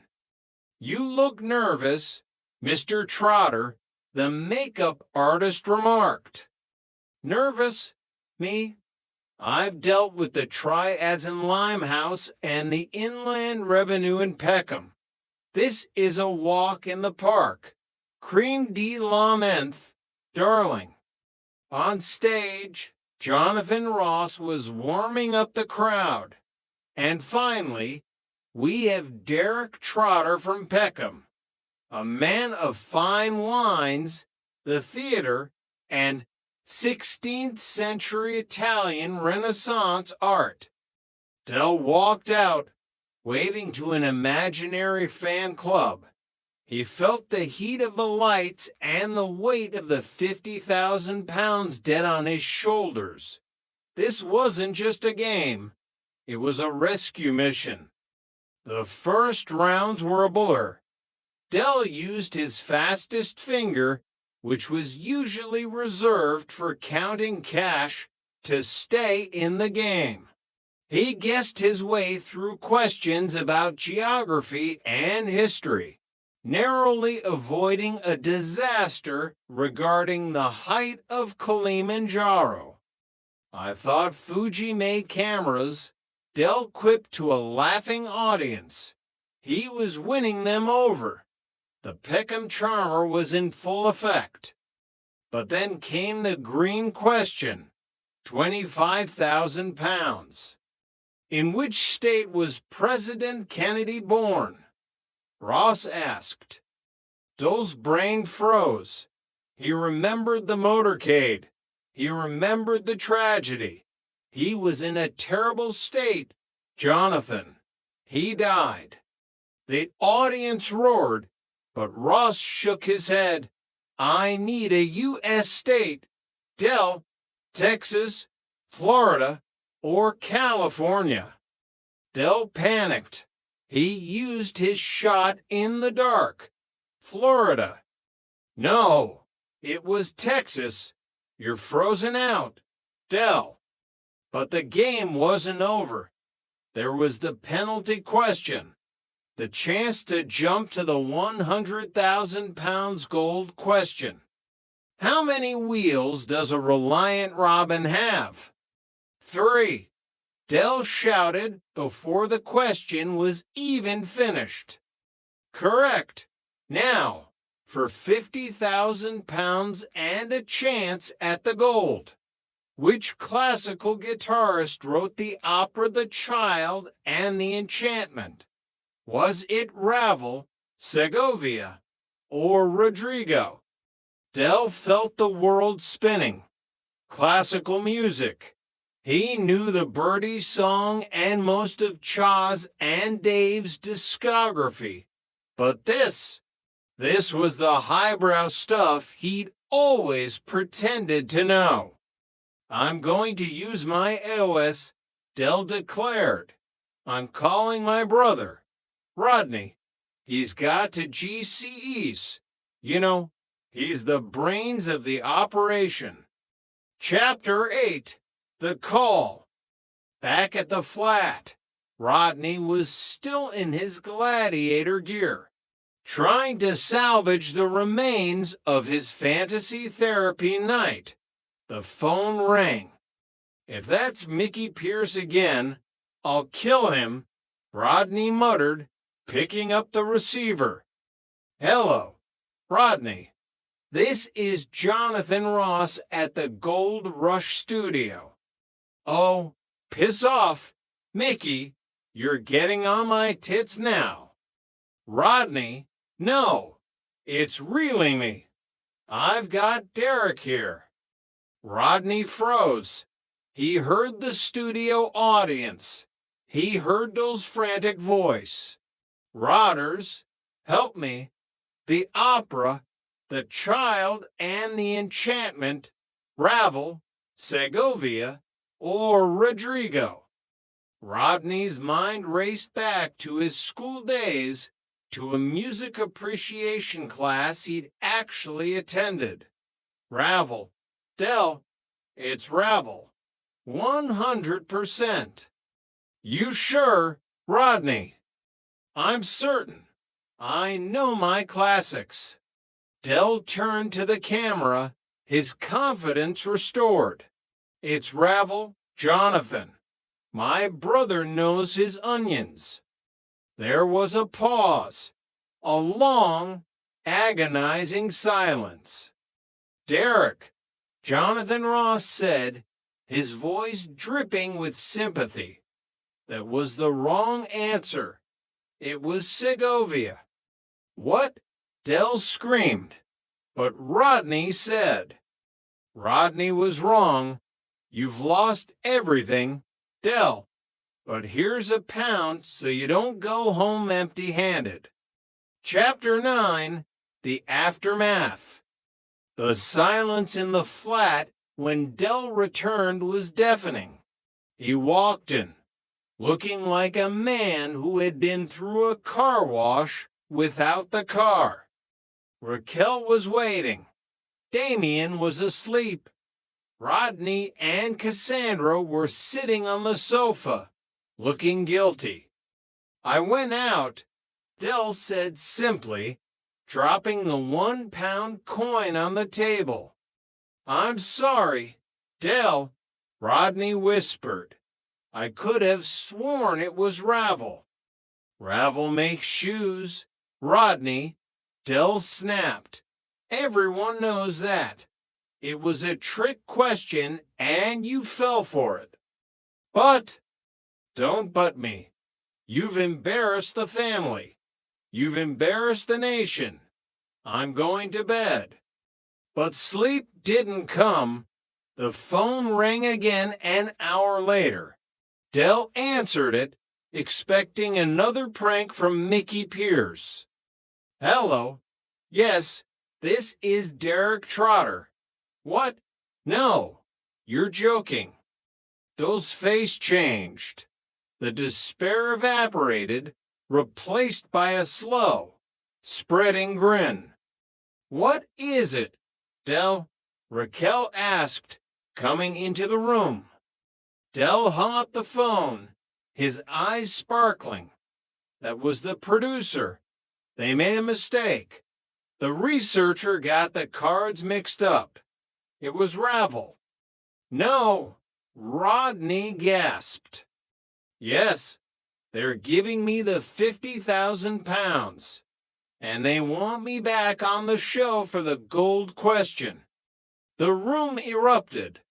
Rodney cheered, Cassandra hugged Raquel, and even Damien woke up and started jumping on the sofa. Del stood in the center of the chaos, the £1 coin in his hand. He looked at his family, his loyal, crazy, bankrupt, beautiful family. I told you, didn't I? Del said, his voice full of the old bravado. The Peckham Phoenix. We're back. Rodney, this time next year. Don't say it, Del. Rodney laughed. Mange tout, Del whispered. Wink at the ceiling. where a ghost in a sailor's cap was surely raising a glass of rum. Mange tout. Chapter 10, The Weight of the Gold. The days leading up to the grand finale of Gold Rush were unlike anything Peckham had ever seen. Del Boy wasn't just a local trader anymore. He was a folk hero. At the Nag's Head, Boyke had already started offering odds-on success, while Trigger spent most of his time asking if Dave was going to be the phone-a-friend again. I'm telling you, Boyke, Del said, leaning against the bar with a celebratory cognac. The stars are aligned.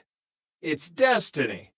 The Trotter name is about to be etched in the annals of television history. Just make sure it's not the annals of the bankruptcy court again. Del, Boyke retorted with his trademark nasally laugh. 100,000 pounds is a lot of money. The inland revenue is probably already sharpening their pencils. Del's confidence was a fragile thing, hidden behind layers of cheap gold and expensive-sounding French phrases. He spent his evenings at the flat, surrounded by piles of encyclopedias he had borrowed and promised to return from the local library. Raquel and Rodney were his coaches, firing questions at him until his brain felt like it had been through a blender. Right, Del, Rodney said, holding a book on British history. Who was the Prime Minister during the Suez Crisis? Easy, Del replied, buffing a gold ring on his shirt. Lord Nelson. Rodney groaned. No, Del, Anthony Eden, we've been over this 5 times. Well, they both sound like they own a pub, don't they? It's a confusing subject, Rodney. It's not like trading. In trading, you know where you stand. You either have the gear or you don't. But the pressure was mounting. Cassandra had already started looking at brochures for new houses, and the thought of letting them all down again was a heavy burden. Chapter 11, The Final Countdown. The night of the finale arrived with the intensity of a championship boxing match. The Trotter family was back in the front row, eyes glued to the stage. Jonathan Ross walked out to a standing ovation, looking more colorful than usual. And tonight, Ross announced the moment we've all been waiting for. The return of the man who knows his classical guitarists better than his brother does, Derek Trotter. Del walked out, his suit pressed to perfection. He looked at Raquel and gave a small, nervous thumbs up. This was it. One question between him and 100,000 pounds.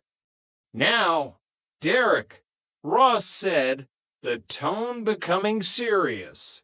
You have the 50,000 pounds from the Ravel error.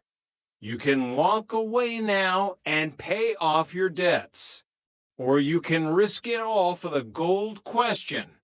100,000 pounds. What's it to be? The audience was silent. Rodney was holding his breath so hard he was turning blue. Del looked at the camera, then at his family. I'm a trader, Jonathan, Del said, his voice steady. And a trader never walks away from a big deal. Let's play for the gold. The lights dimmed to a deep, shimmering yellow. The gold theme music pulsed through the studio. For 100,000 pounds, Derek, here is your question. In the world of high-end horology, specifically the 18th century, who is credited with the invention of the marine chronometer, a device that revolutionized sea travel? A collective gasp went up from the front row. Rodney's eyes went wide. Raquel gripped Cassandra's hand. Dell blinked. Horology? 18th century? Marine chronometer? Is it a Thomas Tompion, B. John Harrison, or C. George Graham? Dell felt a strange sensation, like a voice from the past whispering in his ear. He remembered a dusty box in a garage. He remembered a worthless old watch that Rodney had almost thrown away. He remembered the watch that had made them millionaires the first time. John Harrison, Dell whispered, "I need you to speak up, Derek," Ross said. Dell stood taller. "The answer is John Harrison. I know it, Jonathan. I know it in my bones." Ross looked at his card. He looked at the audience. He waited for what felt like an eternity.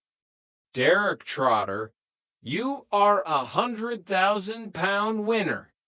Chapter 12, A Peckham Legend. The celebration at the Nag's Head was the stuff of legends. The champagne flowed like water. And even Boyke bought around something that hadn't happened since the late 70s. To Derek, Mike cried out, having been released on bail pending his appeal. The only man who can go bankrupt and become a millionaire twice in one lifetime. Dell was in his element, surrounded by friends, holding a check that looked like it could pay for half of Peckham. He looked at Rodney, who was surprisingly quiet. "What's up, Rodders?" Dell asked, putting an arm around his brother. "We've done it. The flat is safe. The debt is gone. We've got a tidy some left over. I was just thinking about the watch, Dell," Rodney said, smiling. "John Harrison's watch. It saved us once. And now it's saved us again. It's like Uncle Albert is still looking out for us." Dell nodded, his eyes misting over for a second. "Yeah, he always said he had a feeling about that watch. He'd be proud of us. Rodney, he'd